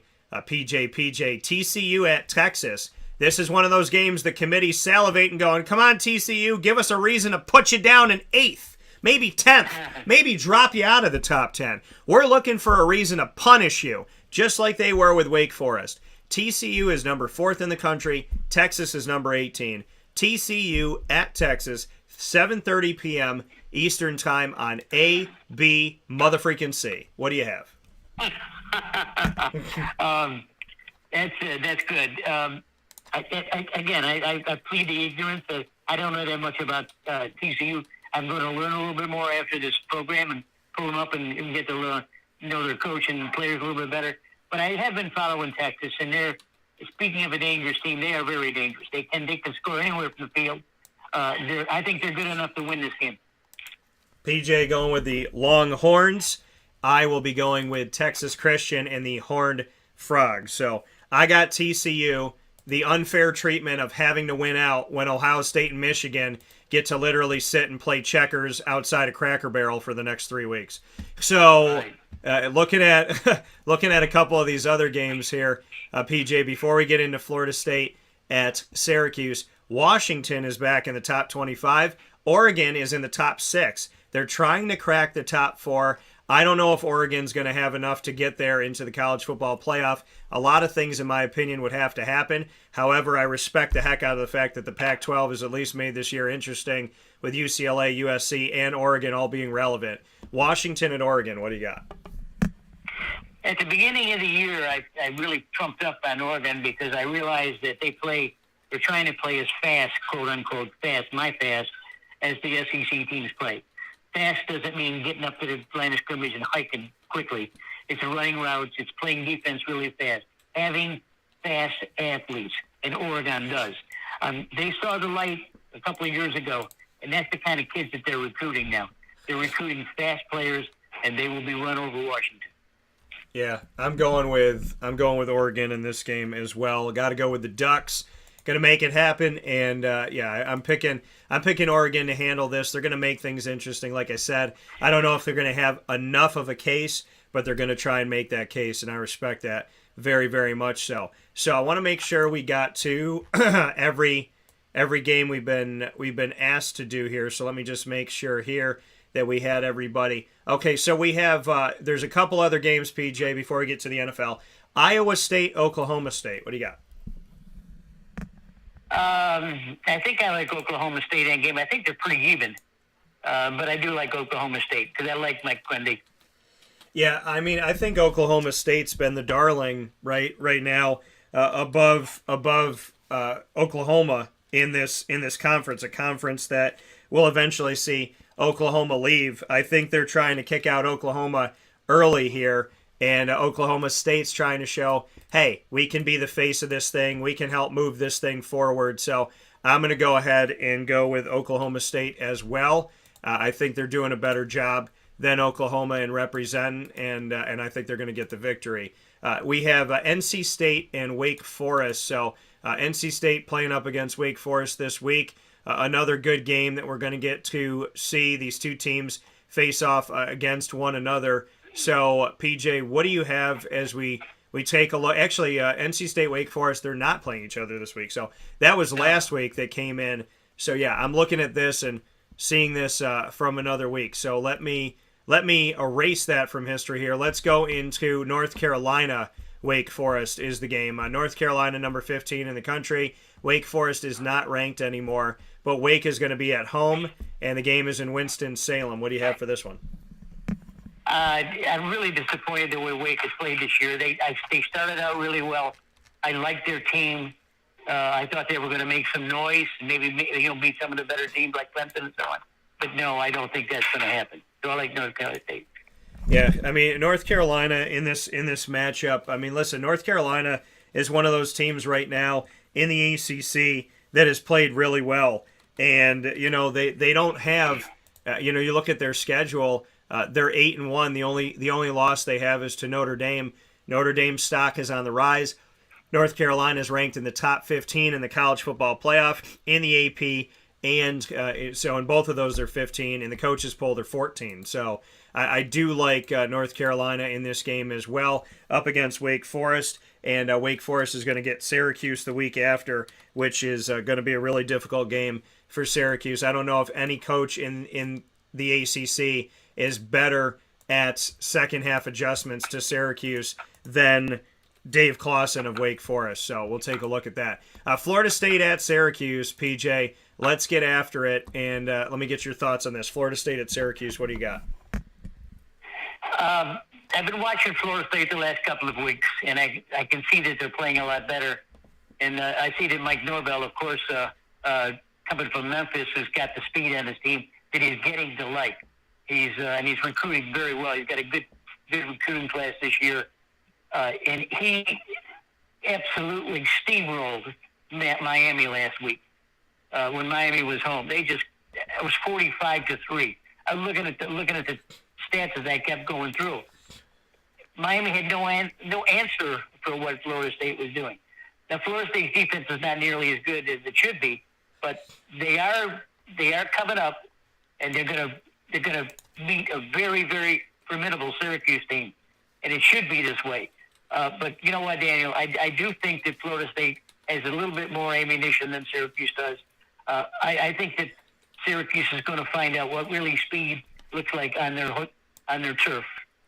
Let's call Florida State. Let's call reality. Florida State has 3 running backs that are averaging at least 6 yards per carry. The last time Syracuse had 3 running backs come in that were formidable on the same team was Notre Dame, and they got blown out.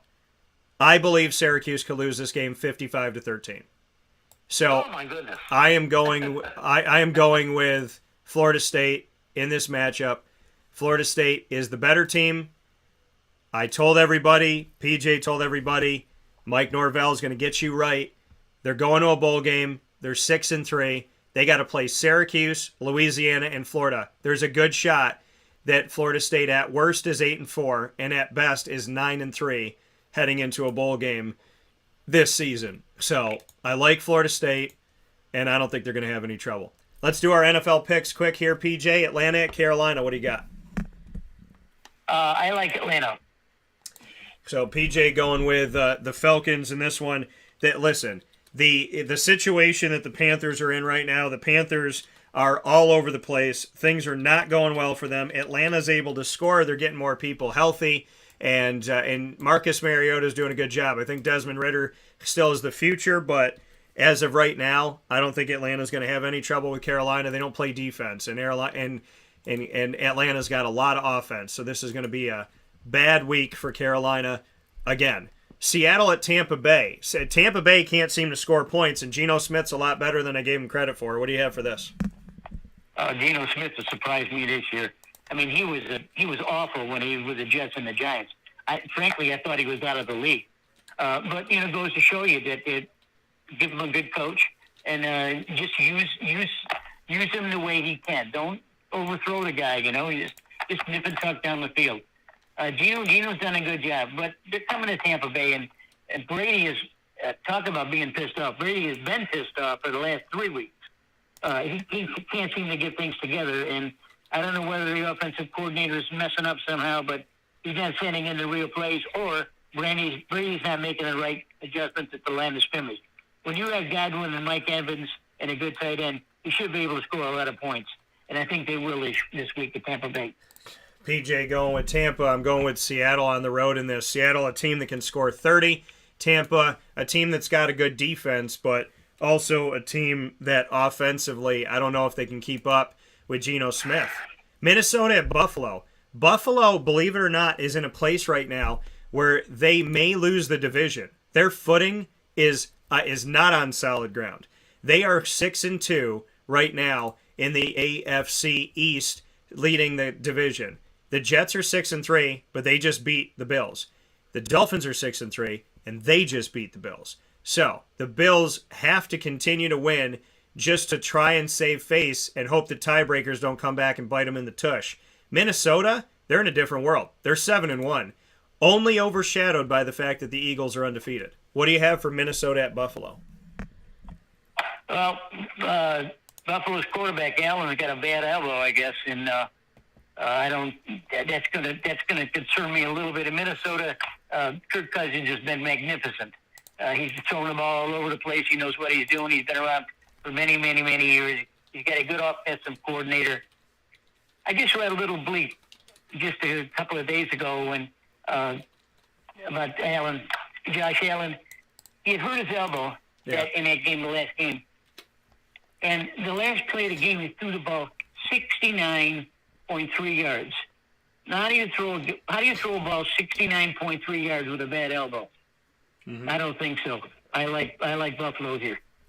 PJ going with the Buffalo Bills. I'm going with the Vikings in this one. I am concerned about where this team is at in Buffalo, and you got a team coming in that you need 150% from Josh Allen. And right now, the way they looked against the Jets and him not being 100%, I hope he is, but if in the case that he is not 100%, which arguably right now that is the case, I got to go with Minnesota to go 8-1 and win this game.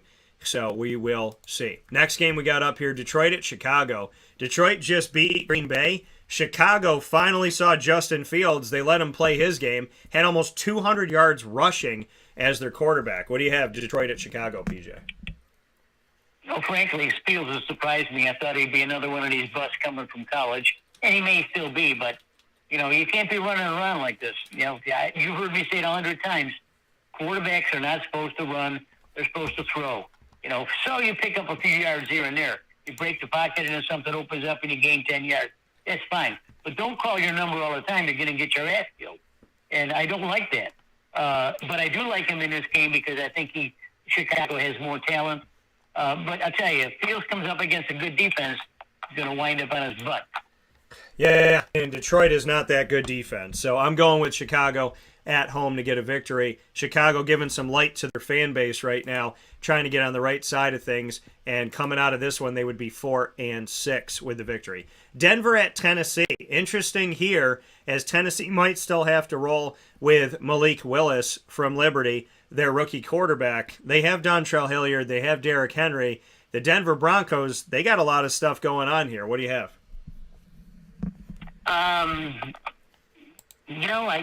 Tennessee needs Tannehill. There's no doubt about it. Derrick Henry can't continue to carry the load, although he can run the clock about 6 or 7 minutes every time if he keeps carrying it. He's a stud, that's for sure.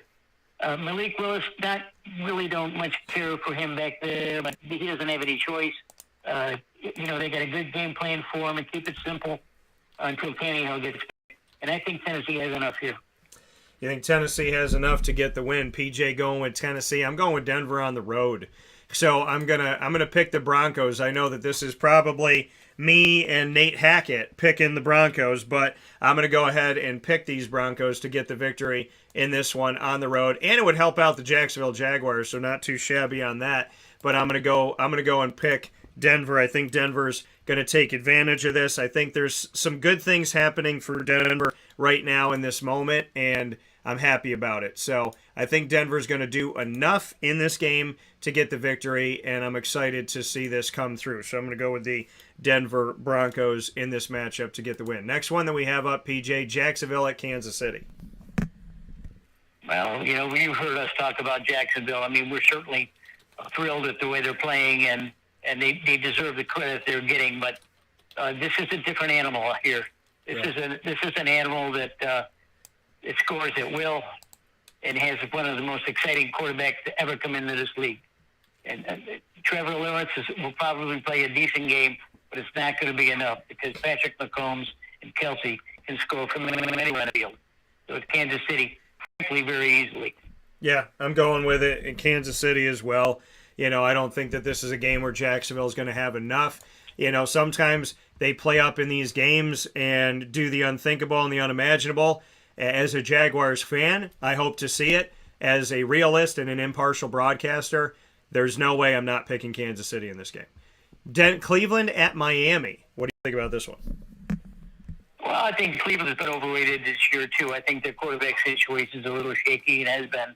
And Tua has just been the Tua that we know the Tua can be. And the Tua is going to win this game. Yeah, I got Tua Tagovailoa winning this game, and this Miami team, I stick with what I say over and over again, arguably would still be potentially undefeated, if not one loss, if Tua had played in those games that he missed. I got them winning this one. Houston at the Giants. What do you have for this?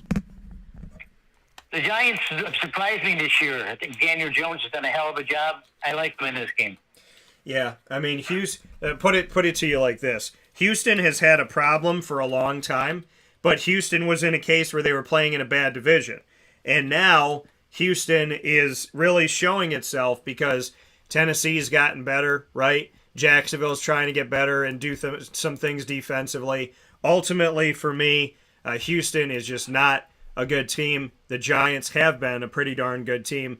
And I said, if anybody's going to get Saquon back to looking like Saquon, it's my good buddy DeAndre Smith, and he's done exactly that. Shout out to my guy, running backs coach of the Giants, and to Saquon for putting that work in. Indianapolis Colts at the Las Vegas Raiders. Sam Ehlinger is going to stay the quarterback of the Colts. Jeff Saturday, six-time Pro Bowler, Ring of Honor member of the Colts, is their interim head coach after they fired the guy that never won in Jacksonville, Frank Reich. What do you have for this one, PJ? Indy at Vegas. The Colts are a mess. I mean, their owner's been a mess for years. I don't like the way that guy manages. I think he's a jerk myself. But, Jeff Saturday is certainly a class guy, a Hall of Fame material, 12 years with the Colts. I mean, he is the Colts. And he played with 5 Hall of Famers. Yeah. So, he knows what he's doing. I just don't know if he has a game plan yet. The Raiders have talent. We saw that last weekend. Devontae Adams has to wake up. They have to get themselves together. They got more talent than in Indianapolis, and they have to show it. And I think they'll show it this weekend. Yeah, I got Vegas in this one as well. The Vegas Raiders taking care of home. Dallas at Green Bay. You would have thought that this would be a great game, right? You would have sat here and said, wow, what a game. Dak going up against Aaron Rodgers. But I don't feel great about either one of these quarterbacks right now. I don't feel great about Dallas scoring 20 points in this game, and Green Bay didn't score 20 points against Detroit. What do you have for this one, PJ? The Raiders are a mess. My bros are all pissed off up in Milwaukee. They think that Rodgers is a diva. We all know that, and we understand that, and we tolerate that because he can win, but he can't win this week. I think the Cowboys have a little bit too much for him. Dak Prescott is probably going to play better than he has. Coming back off the injury, I think he responds well. Yeah, this is going to be. So you got Dallas in this one. So PJ going with Dallas. Greg just asked a question. He said last head coach to be hired with no NFL coaching experience. I responded Urban Meyer. So we will we'll move on because you're talking about Jeff Saturday. So PJ. Oh, Urban. Oh, goodness gracious. Urban Meyer, folks. PJ is going to go with Dallas in this game, And people that know, in the comfort of my own home, Dallas is my second favorite team, but I'm going with Green Bay. I just don't feel great about Dallas. I feel really good about Tony Pollard, and I said for about 2 years now that Tony's going to take Ezekiel Elliott's job, and I really believe that, and I think he's going to score some good fantasy points in this game, but I'm going with Green Bay. They're at home. Arizona at Los Angeles. PJ, what do you got? Arizona's really been sketchy the last couple of weeks, and I don't like how Kyler Murray's playing. And he needs to play quarterback. He doesn't need to be playing running back. I like the Rams. Yeah, the Rams have had a terrible season coming off of being reigning national champions. I can't pick them in this game because of it. I know that Arizona hasn't looked good either, but I like Arizona more than I like a haphazard Rams team that has Cooper Kupp and really nobody else at this point, which is pretty sad to see. We did skip over a game, and I didn't do it on purpose, but Lord knows that we couldn't get out of it without doing it because it's your favorite player in the NFL. Famous Jameis Winston, New Orleans at Pittsburgh, PJ. This used to be Drew Brees up against Ben Roethlisberger. Now it's Andy Dalton and Taysom Hill going up against Kenny Pickett. What do you have for New Orleans at Pittsburgh? Pickett's the real deal, and I'm glad that Mike Tomlin has put the kid in. I think he's going to be 100%er. He's a fabulous athlete, and for him to play this good, this early, it's enough for me. I like Pittsburgh. Yeah, I'm going with Pitt as well in this matchup. Saints at the Steelers.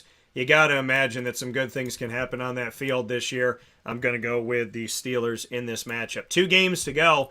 Los Angeles Chargers at the San Francisco 49ers. San Fran is 2-0 against Los Angeles teams this year, and now they're playing the Chargers. Can they go 3-0 at home? They're going to be 3-0 too, because I love San Francisco now. I just absolutely love that they got Christian McCaffrey. One of the best deals in recent memories in the NFL. This kid is so good that he can carry a team by himself. But San Francisco knows how to use him. They get the ball in his hands 25 times, whether he's rushing the ball or catching the ball in the backfield. He's going to run right over these guys. San Fran.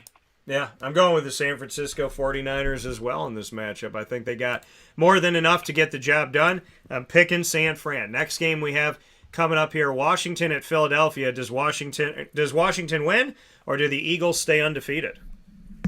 The Eagles can beat this team with their third-string quarterback. The Eagles win easy. Yeah, I got the Eagles in this one. The Eagles could win with Urban Meyer as their quarterback at the bar right now.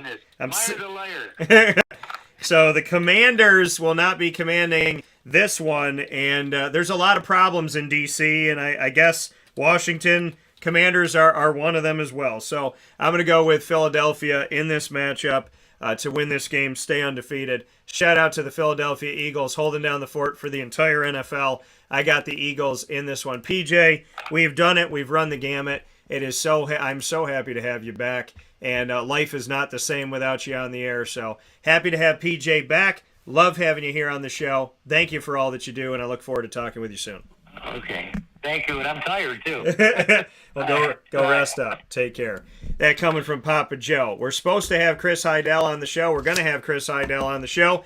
Promised that we would, and we will. And we got into our picks here. So we're going to have Chris Heidel right after this fast break on Wake Up Call with Dan Tortora, where sports meets that thing called life. Thank you so much for being with us, hanging out with us on the broadcast. So Chris will be joining us right after this on Wake Up Call with Dan Tortora, where sports meets that thing called life, from inside of the Cafe Kubal studios.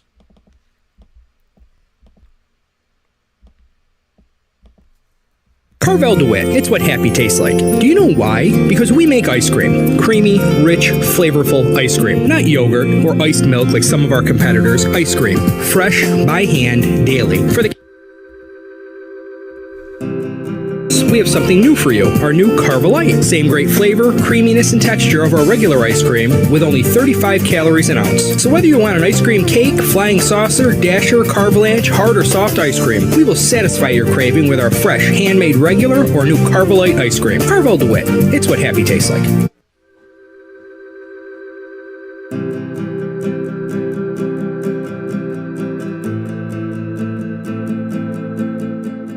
Cafe Kubal offers same-day local delivery of our products, offering no delivery charge for Onondaga County. Shop cafekubal.com for fresh roasted coffee beans, cold brew, travel mugs, and all your essential Cafe Kubal needs. Cafe Kubal, coffee for the soul.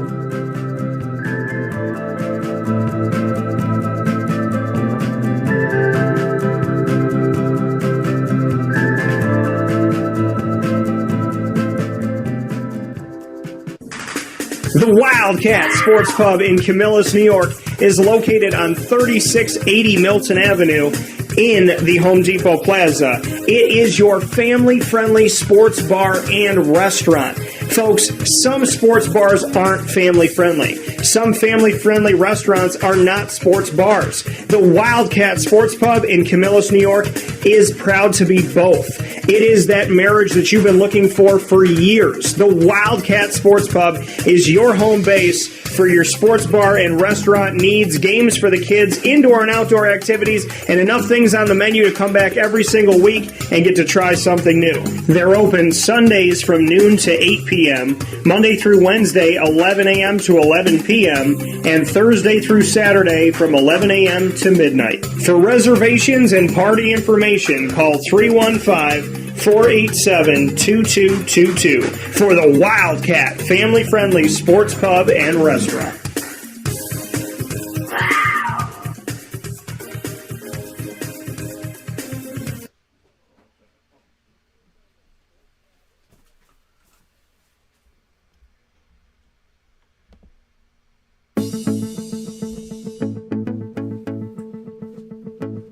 Avicoli's, located on the corner of Route 57 and Wetzel Road in Liverpool, New York, has been your trusted neighbor for decades. Located just steps from Liverpool High School, we're happy to have the Liverpool Warriors on-site, on-location broadcast at Avicoli's through Wake Up Call with Dan Tortora every single month, featuring student athletes, coaches, and administration throughout the year from Liverpool High School. Head out to Avicoli's today on the corner of Route 57 and Wetzel Road in Liverpool, New York, open Tuesday through Sunday for lunch, dinner, and drinks. We'd love to see you out there. And of course, you can call them at 315-622-5100 for takeout, delivery, and catering. That's 315-622-5100. And also find them on myavicolis.com. That's myavicollis.com.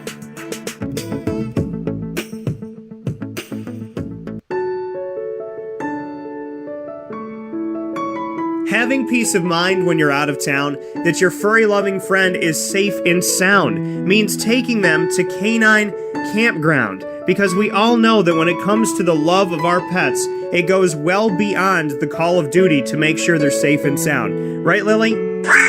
So take a ride to 242 Johnson Street in East Syracuse, New York, and see Canine Campground and where your dog will be staying in the classic cabin, the executive cabin, the grand cabin, or of course the luxury cabin, because if you know Lily, you know she loves luxury. Now you don't have to wait to the last minute to find a family member or a friend that'll take your dog for a few days.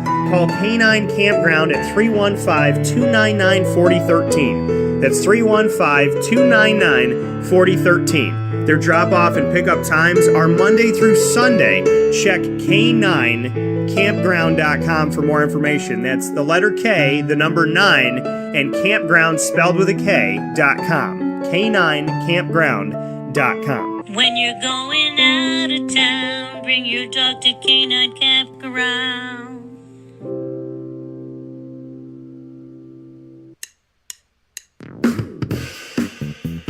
PB&J's Lunchbox, the food truck that you love finding all throughout Central and Upstate New York, now has a street-side cafe. So when you're craving their traditional favorites as well as their out-of-box amazing menu items, you can now head to 663 Old Liverpool Road in Liverpool, New York. Located just minutes from the highway, the Thruway, Destiny USA, and Onondaga Lake Parkway, PB&J's Lunchbox Street-Side Cafe is there for you Monday through Saturday from 9 a.m. to 7 p.m., serving breakfast, lunch, and dinner all throughout the day. Get breakfast for dinner, dinner for lunch, whatever you fancy, including their award-winning grilled peanut butter and jelly sandwich. Find them at 663 Old Liverpool Road in Liverpool, New York. PB&J's Lunchbox, where we love to know what's in your lunchbox.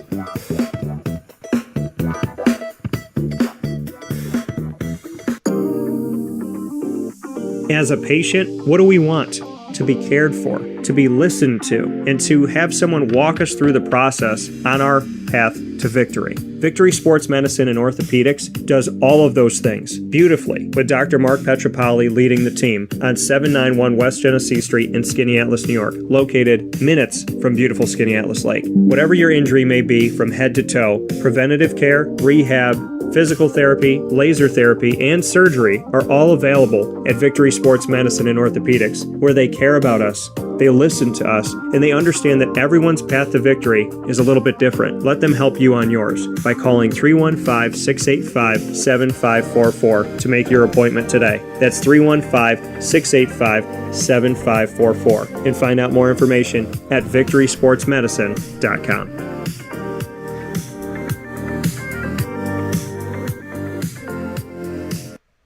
Welcome back here to Wake Up Call with Dan Tortora, where sports meets that thing called life. Appreciate you being here, hanging out with us on the broadcast, and can't thank you enough for being a part of the show here on Wake Up Call with Dan Tortora. It means a lot to me, and I know that here inside of the Cafe Kubal studios, we are more than happy to talk with you every Monday through Friday from 9 a.m. to 11 a.m.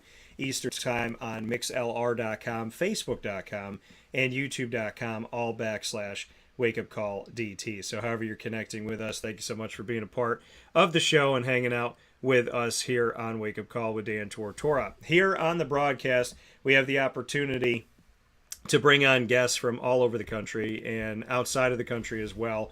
I love doing that. I love the opportunity that we have to talk with everyone that we've gotten to talk with. And one of those people that I get to welcome here onto the show today that I always appreciate having on the broadcast is Chris Heidel. Chris Heidel joins us from HerbFM Sports Radio, and we were on the show last night. Rob Drummond and I were, and we had the opportunity to share the stage with Chris and his team, and very happy to be able to do that. And now I have the opportunity to return that favor. So it is with great privilege and honor on my side that I have the opportunity to bring him onto the show here and hang out with us where sports meets that thing called life. So with that being said, Chris Heidel, HerbFM Sports Radio, to talk about Florida State and Syracuse coming up, as well as ACC football and college football in general. Mr. Heidel, how are you doing this morning?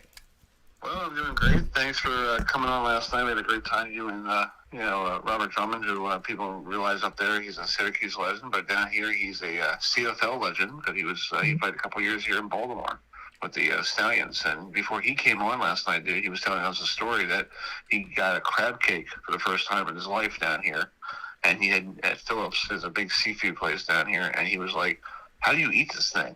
And the lady goes, "You just crack it open." And he goes, "Huh? That's how you do it?" And he was amazed by how the seafood is down here in the state of Maryland.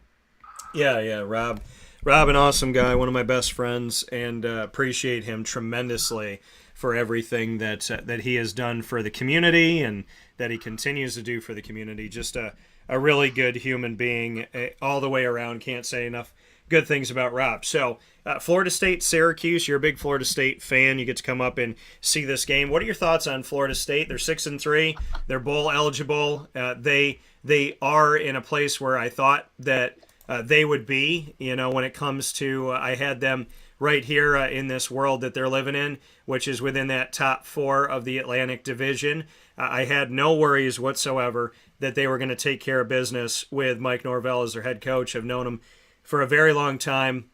In his 4 years at Memphis, the success he brought there and the guys he sent to the NFL, as well as playing in championship games, multiple ones, winning a championship right before he took the job at Florida State, winning in the Liberty Bowl over Cincinnati for the AAC championship, the first one that Memphis has ever gotten. So he did that, went off to Florida State, COVID hit, and he's been navigating through all of this the last couple of years. 4-3 in the ACC, 6-3 overall. What are your thoughts on the Florida State Seminoles and where they're at right now?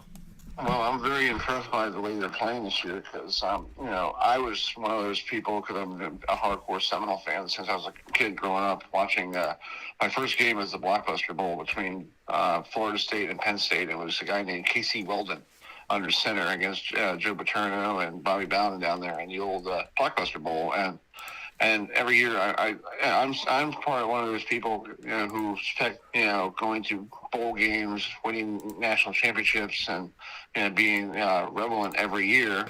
Like we had in the early '90s, from the '80s through 2000s, we were like in the top 10 every year, blowing people out, and getting their big, going to big bowl games and all that stuff. And then the last couple of years have been really hard for me because normally my Decembers and Januaries I could sit home and watch my Seminoles play in a bowl game, and it's been really different the last couple Christmases without no Seminole football. I had to sit there and watch. Miami, look like, they didn't play last year because of the COVID.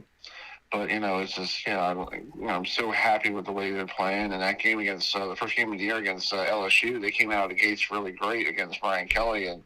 And, we needed that black field goal. And I was like, I'm amazed by the way they're playing. And I'm looking forward to seeing them Saturday night. And, the way they're running the football, it's like the old days, when they used to have, Charlie Ward and Warwick Dunn, and they had Delvin Cook and all those people, and it's back to the old put it on the ground and run right through you. Yeah, and we talked about it last night.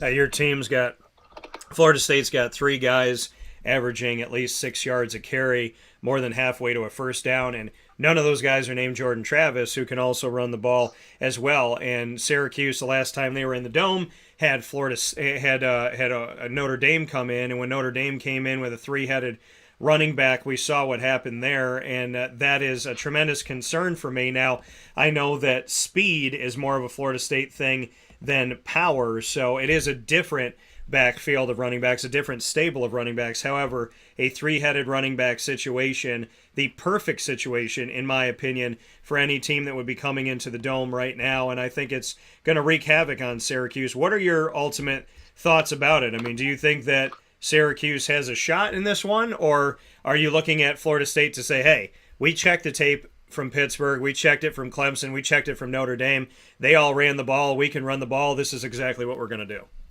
Well, you got to realize it's also Syracuse's last home game of the year, so it's senior day. So all the seniors are going to be pumped up, ready to go.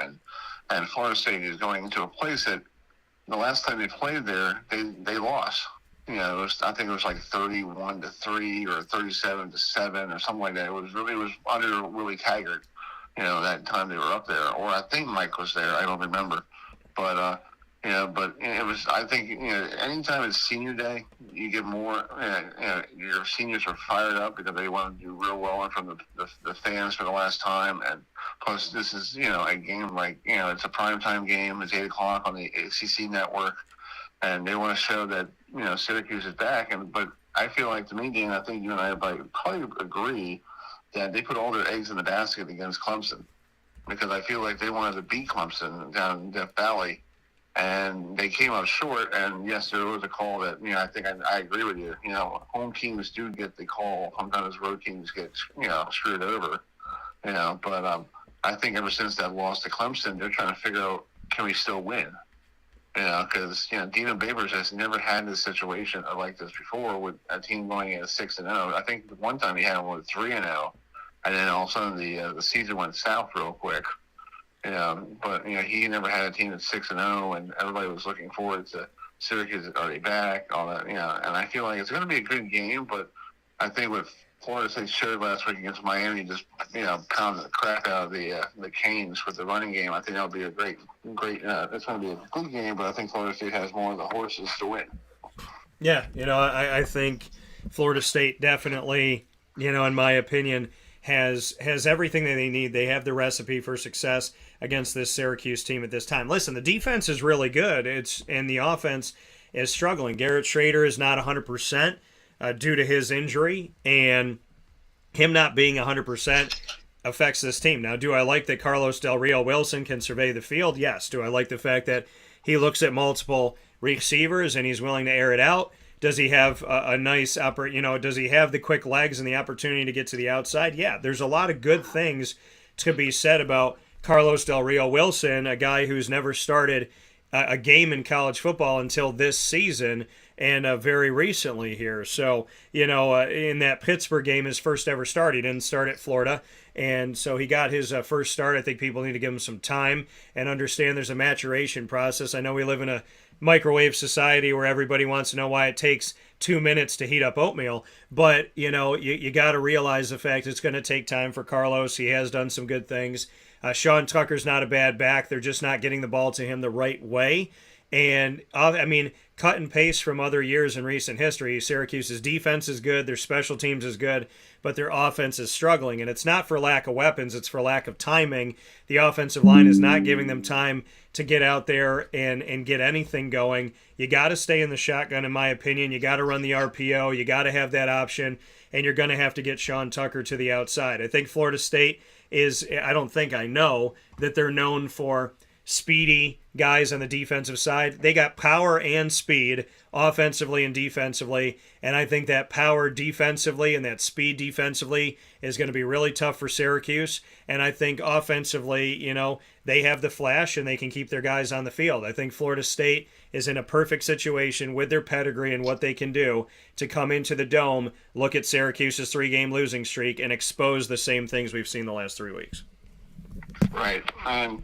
It's like you said, Sean Tucker, who is actually, folks who realize he's from the state of Maryland, and you and I were talking about that last night on the show. That I got a kid from basically 10 minutes from where I live here, in Owings Mills, Maryland, literally becoming a very good running back. And you said to me that he's getting the NFL treatment, because in the NFL, when you have you see it all the time in the NFL, when you have a great running back like Dalvin Cook or on the Ravens, with Dobbs and whoever, you try to control the run game.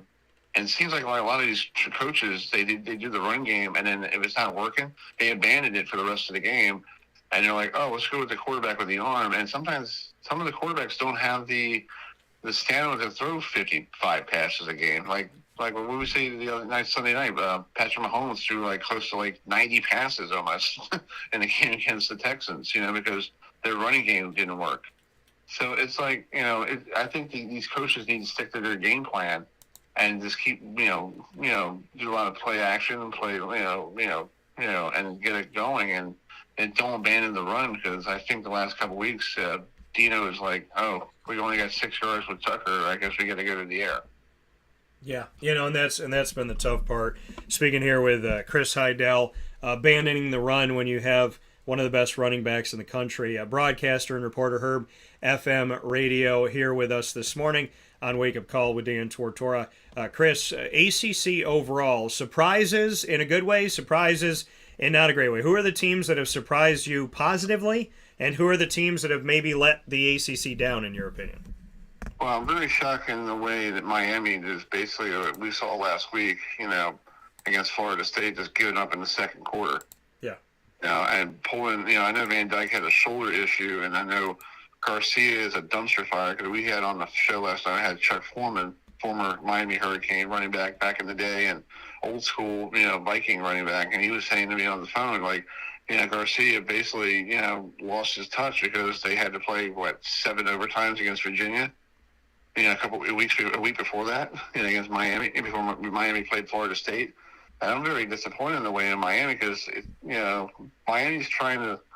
They need to get out of that stadium. Hard Rock Stadium needs to go. They got to find their own facility. If they have to build a small facility somewhere just to have 30,000 people there just for Miami fans, just do that. Go find it. I know Miami could have some old buildings down there they can knock down and build a stadium, or just play at the. Where the Marlins play, because that's the old Orange Bowl.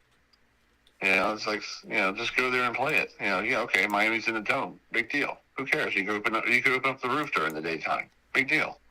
But I just feel like there's no home field advantage for Miami, and I feel like every year they're trying to, establish that. And the second, team that's really, I'm really shocked that's not doing well is Virginia Tech. You got, the new coach who is a prodigy or was part of Beamer, or I think he knew Beamer or something like that, and he thought he knew about what Virginia Tech is. Now Virginia Tech looks like they're dumb, because they got rid of Justin Fuente, who is a good friend of ours, who was doing fine in Blacksburg. But, when you're replacing a legend like, Frank Beamer, you need to win, 8 or 9 games, go to a bowl game. And if you win 7 games to go and not go to a bowl game, they look at you as a failure. And I think Justin right now is probably laughing, going, you got rid of me for what reason, Yeah. Well, I think in Justin Fuente's case, I mean, he came in the first season. Again, he made Memphis what it was. He helped to build what Mike Norvell inherited, and Mike Norvell kept it going. Justin Fuente put Memphis on the map, and then Justin Fuente took over Virginia Tech after Frank Beamer left, who had been there forever. And when he took over that first season, went to the ACC championship game down in Orlando at the Camping World Stadium, and had the opportunity in that moment to defeat Clemson. And if not for the hands of Hunter Renfrow and Deion Kane in that game, that was pound for pound, back and forth. I said with 4 more minutes, on that clock, what Virginia Tech could have done. So, I think Justin Fuente got an unfair shake. He had a lot of injuries and different things happened to him, and they ran him out of Virginia Tech, and I don't agree with that. Now, I'm happy with Brent. Brent Pry coming in, love his energy, love the things that he wants to do, and really enjoy talking with him. And at the same time, I have tremendous respect for Justin Fuente, and Fuente knows that. I mean, we've talked for a very long time, almost a better part of almost a decade. So, I think I agree with you. Fuente got an unfair shake and could very well be looking at it right now going, well, y'all got rid of me, and look at, I wasn't the problem. So, I think there's a lot to be said about that. Miami's in shambles right now, and Mario Cristobal's got to figure that out. They were ranked way too high this season and never lived up to the expectation. So that's an issue too. North Carolina's been strong. Only blemish is Notre Dame. Duke, I think, bringing in a defensive-minded coach and Mike Elko and seeing them finally score offensively is kind of ironic and also beautiful at the same time. And so, I mean, the Coastal Division has some things to write home about. All Georgia Tech needed to do to beat Pittsburgh on the road, one of the best teams in the Coastal Division since Pat Narduzzi came in, was fire their head coach and athletic director. That's how they won that game. And, that was a really interesting thing for Pitt and kind of a weird shakeup, but Pitt still has an opportunity to become bowl eligible. And in the Atlantic, I think we've seen Syracuse do some good things, but we got to see them do it against better talent. And Florida State's, they've done enough. Louisville's coming on. NC State, not a bad team, but kind of people being quiet about them. Wake Forest, always a dangerous team under Dave Clawson, doesn't get the respect they deserve. And Clemson just got punched in the mouth nationally, internationally, in a way that I think everybody's kind of come to the consensus of, they're not going to be in the college football playoff this year. And I think the SEC is loving the fact that Clemson played that game against Notre Dame. Yeah, and we're going to see in the ACC championship game another repeat of Clemson in North Carolina, or because North Carolina has that tiebreaker against Duke, pretty much. So I would have loved to see Duke against Clemson, because now Duke's firing the football down the field differently than against Dave Cutcliffe, who's a good friend of ours, and I had a great time talking to him every year, and he knew me on the phone and all that stuff. And, I feel, he's still a quarterback guru, but I feel like, Duke is a different team. And, if you're the ACC, you wish you had, can you still sell tickets for that Clemson-North Carolina game? Probably, because it's North Carolina. But, I feel like it's going to be the same repeat we saw a couple years ago. Yeah, and seeing these teams, the Carolinas, play up against each other, good for the ACC, good for home ground, but Clemson has to definitely showcase themselves a little bit better these next couple weeks to make that game mean something. I think if Clemson looks a little bit weak, beaten and bruised, walking in that game against North Carolina, I don't think it's going to be as highly watched viewership-wise as you would anticipate. This Clemson, North Carolina, if it happened today, I think the ratings would be lower. And, that's kind of sad to see. But final note here, Chris, obviously you and I will be talking over the weekend, and we'll do something when you come into town. But final note as we're on the show here this morning on Wake Up Call inside of the Cafe Kubal studios, that you want to say about college football in general. Anything that's sticking out to you, or any note that you want to make in the bigger picture landscape as we head toward the college football playoff? Well, I'm very shocked by TCU. You know, we were talking about that. We were talking about that on the air last night. You know, George and Adam and I. You know, you got Patterson was the coach last year for TCU. Gets fired. Gary Patterson gets fired. TCU was like in shambles. You know, they're like, oh, he's done. You know, we got to get rid of him. And then now they're number four in the college football playoff. And Gary Patterson must be scratching his head going, if you just gave me an extra year, I would be in the same place where we are right now. You know, so, and I feel like these athletic directors are pulling the plug quickly. Like in South Florida, they just fired who was the coach down in South Florida, who was a Dabo Swinney disciple. Yeah. Who basically, Scott, who basically, couldn't get it going because you could tell that, I don't know if Dabo Swinney lets their coaches be coaches or does he let them, or does he help them? Because you see the struggle with Elliott in Virginia right now. And he was a great, defensive mind, because at Clemson, he was doing great with the, or was he offense? Offensive. At Clemson? I can't remember. Yeah, he was offense. Offense, the other one. Yeah, that's the other one. The guy who went to Oklahoma, he's struggling. Yeah. It's fascinating. Like, you got these coaches who are like, oh, you're part of Dabo Swinney's staff, and nothing against Dabo Swinney. I love the guy. He's a cool dude. Have a great time talking to him, and, every year, and he, hopefully I get to talk to him soon or whatever, but I don't think these coaches get the opportunity to be coaches. I think Dabo tells them, except for Venables, he was fine. But with Elliott, I feel like Elliott didn't get an opportunity to coach more, in these games. And you see it right now. You're having issues in Virginia that he's trying to get rid of, trying to get the defense back to normal. And then Venables, who's basically just got annihilated this year against Texas. It's like Texas just blew him out of Dallas. It's like it's crazy. And college football is and these athletic directors who we talk about all the time just want to pull the plug on them. It's like, oh, you're losing. See you. Have a great day. And you bring in these other guys, and you see like what Georgia Tech did. They fired Collins, who did well in Temple, who came down to Atlanta, trying to bring his Temple swagger down to the ATL. It doesn't really work that well. And he gets canned along with the athletic director, and now Georgia Tech is playing better. Yeah. It's like, okay, so what did Collins do? Was Collins too stubborn and to the higher up that I'm not making any changes? Or if you were Collins, you should have made the changes and you might be better right now. Yeah, listen, when you're trying to go to a school and implement your own plan your own way, and it's outrageously different than what it used to be, there's something to be said about that, right? There's something to be said about what that's going to look like, and when you're, it's one thing to be a coach hired to take over a program.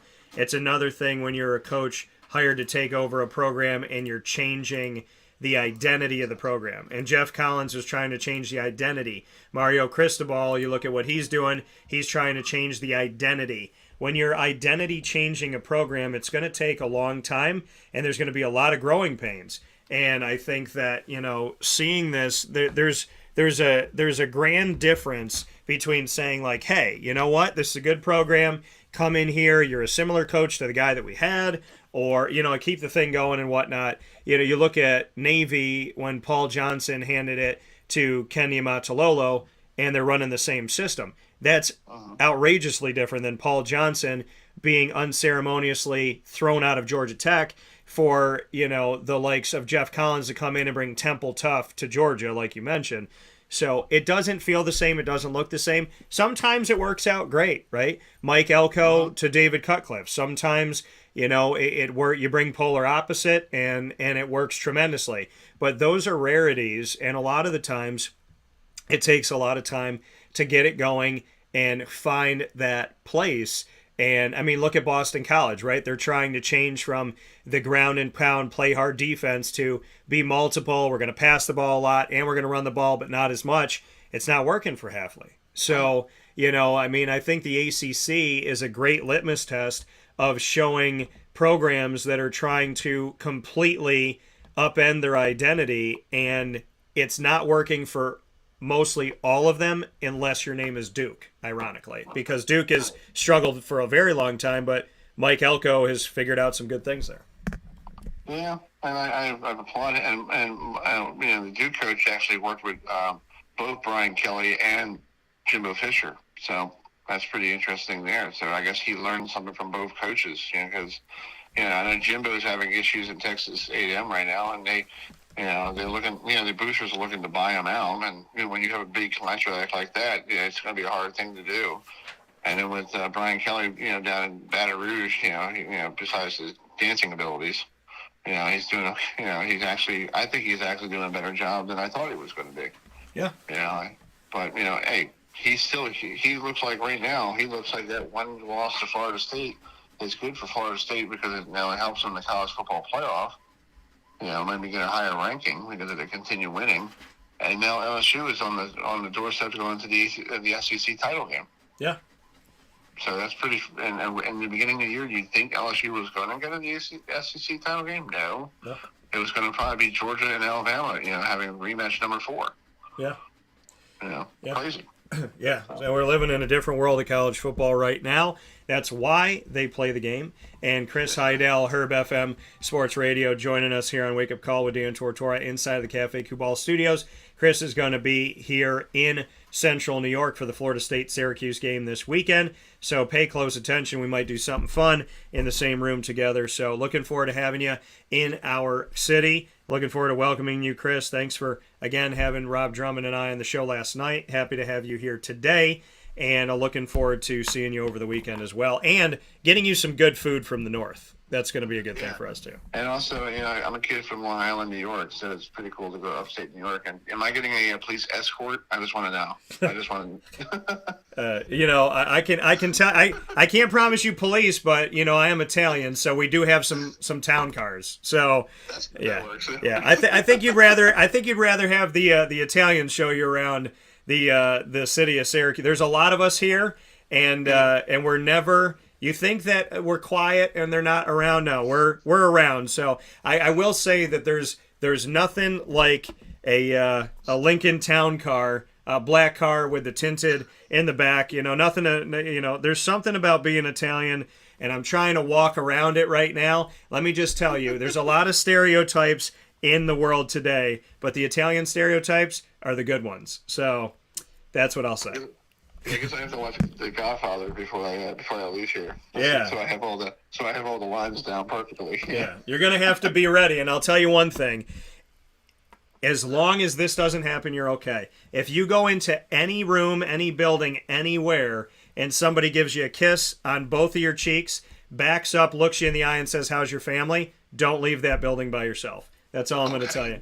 So that's what you need to know. But we're excited to have you up in Syracuse, and definitely hope you travel safe from the Baltimore, Maryland area. Excited to have somebody that's coming into the Dome to see Sean Tucker from right up the road from where Tucker was playing in Owings, Maryland. So travel safe, be well, and I look forward to seeing you soon. Yeah, I hope to see you Saturday, and we'll do something together. Before the game or after the game, we'll combine ourselves again. And if I want to tell folks, if you want to, we watch Dan every morning, you can watch me on Tuesday nights. We did it last night because of the election, because my cohort was running for Board of Education out there in Indiana, George Bashara, but he came up short. But hey, he got 1,000 votes, dude. That's pretty good, for a small little town in Indiana. Yeah. Yeah, that's good. But we're on every Tuesday night from 7 p.m. to 9 p.m. and we highlight everything here in the state of Maryland. Plus that Syracuse and Florida State game next week. We're going to talk more about that. Hopefully we get some good player interviews after the game, and it's going to be fun. So I'm looking forward to it. And hopefully Nicole, the tropical storm Nicole, could get out of here quickly, so I don't have to worry about driving up north and bringing out a boat instead of a car. Yeah. I have an ex-girlfriend named Nicole, and so when I heard that the storm was named Nicole, I was like, well, that's not nice. And so so she needs to go away. Nicole and I broke up when I was like 12 years old. She doesn't need to come back when I'm 37. So I have a girlfriend right now, Nicole, and I'm trying to be very nice because I said to her the other day, I was like, what did you do to the state of Florida, and why are you doing it too? Well, what did they do to you? Right, You know? exactly. Yeah, they're nice people down there. Okay, it's called Disney World. You don't ruin Disney. Okay. Yeah. So be safe, stay well, man, and look forward to seeing you soon. And definitely check out the show, like you said, Tuesday nights, HerbFM Sports Radio. A great broadcast that Chris Heidel and the team put together, and definitely make sure that you're making that a weekly dose to spend your Tuesday nights there. So thank you, sir, and I look forward to talking with you this weekend. All right, buddy. You have a great rest of your week, and I'll see you Saturday. All right, man. Take care. All right, see you. See ya. That coming from Chris Heidel once again on Wake Up Call with Dan Tortora, where sports meets that thing called life. We'll take a quick step aside inside the Cafe Kubal Studios. Wrap up the show right after this. Products, offering no delivery charge for Onondaga County. Shop cafecubal.com for fresh roasted coffee beans, cold brew, travel mugs, and all your essential Cafe Kubal needs. Cafe Kubal, coffee for the soul.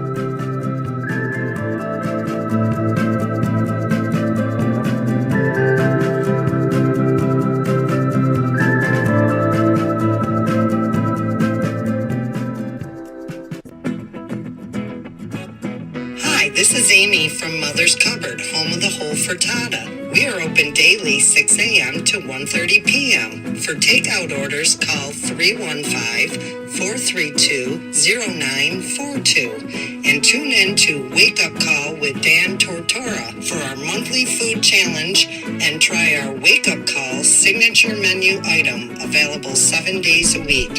Here at Mother's Cupboard, we are Central New York, and it's our honor to serve you.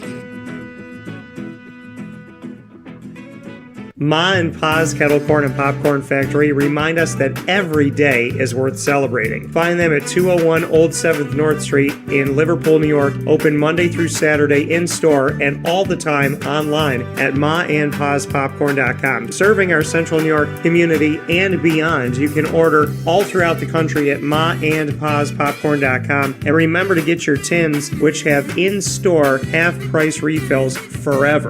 Ma and Pa's Kettle Corn and Popcorn Factory, available to you for fundraising and all of your events by calling 315-450-6272. That's 315-450-6272. Ma and Pa's Kettle Corn and Popcorn Factory.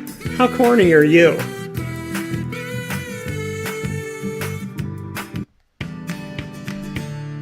Witty Wicks Candles and Gift Shop, Township 5, Camillus, where you will find handcrafted all-natural soy wax candles over 60 cents to freshen up your home. We carry a wide range of locally made items, Syracuse, Syracuse Salt, and Chocolate Pizza Company, to name a few. Let our knowledgeable staff help choose unique gifts and keepsakes for any occasion. Gifts for family and friends, and maybe a little something for yourself. Witty Wicks Candles and Gift Shop, Township 5, Camillus.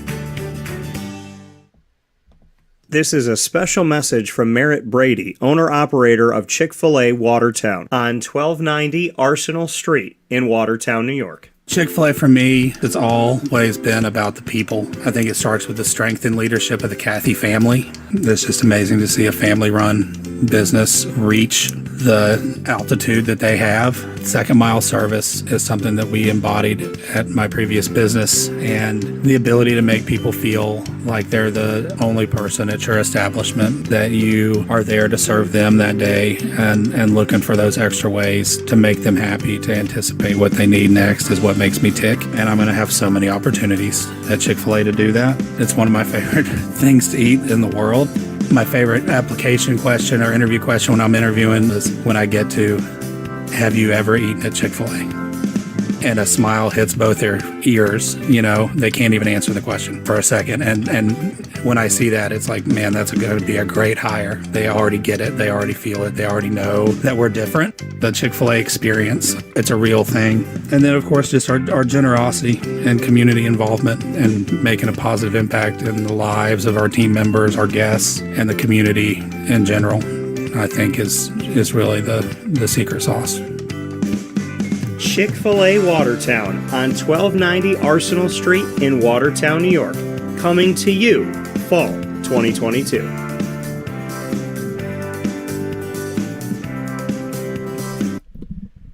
Welcome back here to Wake Up Call with Dan Tortora, inside of the Cafe Kubal Studios, hanging out with you where sports meets that thing called life. Always happy to be here with you inside of these Cafe Kubal studios, and can't thank you enough for being a part of the show here on Wake Up Call with Dan Tortora every Monday through Friday from 9 a.m. to 11 a.m. Eastern Time on YouTube.com, Facebook.com, and MixLR.com, all / WakeUpCallDT, WakeUpCallDT.com's homepage, and on Facebook.com / LiveNowDT. So however you're connecting with the show this morning, thanks for being with us, hanging out with us. We're Sports Meets Life. Like I said, the Cafe Kubal Studios, 3501 James Street, 324 West Water Street, 401 South Salina Street in Syracuse, New York, on the corner of Route 11 and Taft Road at Sweetheart Corners in North Syracuse in their drive-thru, and on 343 Fayette Street in Manlius, New York. Want to thank my incredible guests inside of Ma and Pa's Popcorn.com's What's Poppin', the return of Papa Joe, and Chris Heidel from HerbFM Sports Radio. Wake Up Call with Dan Tortora. Once we go live, jump into the archives. There are so many shows we just added, episodes in conversations for you on Amazon Music, Audible, iHeartRadio, iTunes and Apple Podcasts, MixLR, Player FM, Podbean, Podvine, TuneIn, Spotify, Stitcher, and YouTube. All you have to do is search Wake Up Call with Dan Tortora, or one word, Wake Up Call DT. Thanks to our incredible partners, Cafe Kubal, Carvel DeWitt, the Wildcat Sports Pub, Witty Wicks, K9 Camp Dog Daycare, Evacoli's, PB&J's Lunchbox, Ma and Pa's Kettle Corn and Popcorn Factory, K9 Campground Dog Boarding, Chick-fil-A Cicero and Chick-fil-A Clay, Honda City of Liverpool, Pizza Man, Mother's Cupboard, and Chick-fil-A Watertown. And of course, Wake Up Call with Dan Tortora is the exclusive multimedia marketing partner of your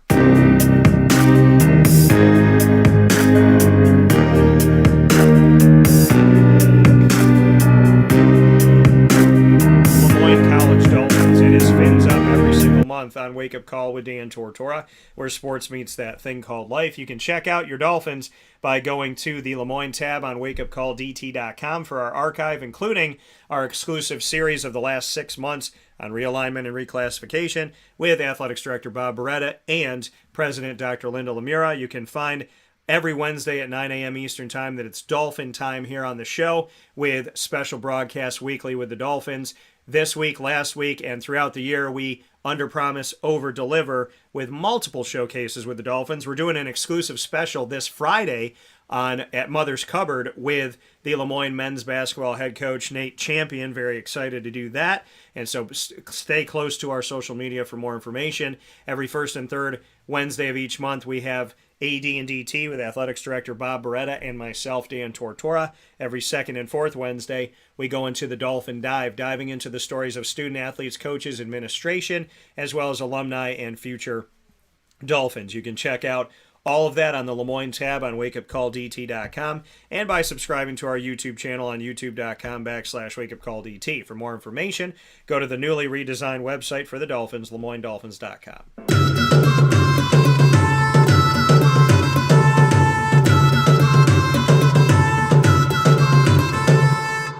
The Bryan and Stratton College Bobcats of Syracuse are also exclusive multimedia marketing partners with Wake Up Call with Dan Tortora and Dan Tortora Broadcast Media. Our Bobcat Buzz specials are abound, and all throughout the year, you can check out the Bobcats every single month on Wake Up Call, and our exclusive series with them that happens all throughout the year. We just got to do something that has never been done before, I think, in the history of Bryan and Stratton College of Syracuse. Pretty confident in that. And I know that we were the ones that got to make history this week as we went to the buses right around midnight this week, Tuesday night around 11:30 p.m., almost midnight. We were outside the buses doing live specials on campus with Alex Gregorita celebrating the women's soccer team heading off with an opportunity to become back-to-back national champions, and Nick Dimitrievsky and the men's soccer team heading out with the opportunity to become back-to-back-to-back national champions. So we got to go to the buses, talk to both of the coaches that were on their way at the time to Virginia Beach, Virginia. They have gotten there. They got in safely by the grace of God. Thank God for that. The men will start their quest for another national championship today, and the women will play tomorrow. If the men win today, they'll play tomorrow, and if they both advance to the championship, then both teams will play this Sunday, November 13th. So you can check out my specials outside the buses with Nick Dimitrievsky and Alex Gregorita by going to facebook.com / wakeupcalldt. We'll be sharing those as well as many of our videos and our content with the Bobcats on the BSC Syracuse tab on Wake Up Call wakeupcalldt.com. You can also find all our content by subscribing to youtube.com/wakeupcalldt. For more information, go to syracuse.bscbobcats.com. Thank you so much for tuning into today's show and for being inside the Cafe Kubal studios. You know I deck out the studios with things from Witty Wicks here. I got to get this right in front to you. Namaste at home. It is the candle that clears up. When I breathe it in, I literally feel like a clearer path down my throat. And I can appreciate that. Anybody that has allergies, you know our sinuses right here, sides of our faces, our noses, our throat. We need these pathways clear, especially when the weather changes so abruptly. And this Namaste at Home candle, it's more than just smells good. It's really been a help to my allergies. So thank you to the natural ingredients of Witty Wicks. Make sure you go out to Witty Wicks and get all their amazing stuff, including their Winter Wonderland holiday and Christmas things that they have. 315 Home Sweet Home, the Syracuse pillows. You got the 315 Syracuse, the Cuse Home Sweet Home pillow. We got a ton of stuff in this Cafe Kubal studios coming to you locally from Witty Wicks. Head out to Witty Wicks today, 190 Township Boulevard in Camillus, New York, right in front of Movie Tavern. And if you're out of town, go to wittywicks.com. Thank you to Papa Joe and Chris Heidel again. Looking forward to spending Friday with you at TGIF, and looking forward to having a great Thursday. Stay safe, everybody. Be good. Head out to Cafe Kubal and support local. For now, from the Cafe Kubal studios, find Wake Up Call on Facebook at Wake Up Call DT, Twitter at Call DT, and Instagram at Wake Up Call _DT. And as always, God bless, no stress. Do your best. Take care of yourself. Try to live as stress-free as you can. Believe in God. Trust in yourself. And know that your best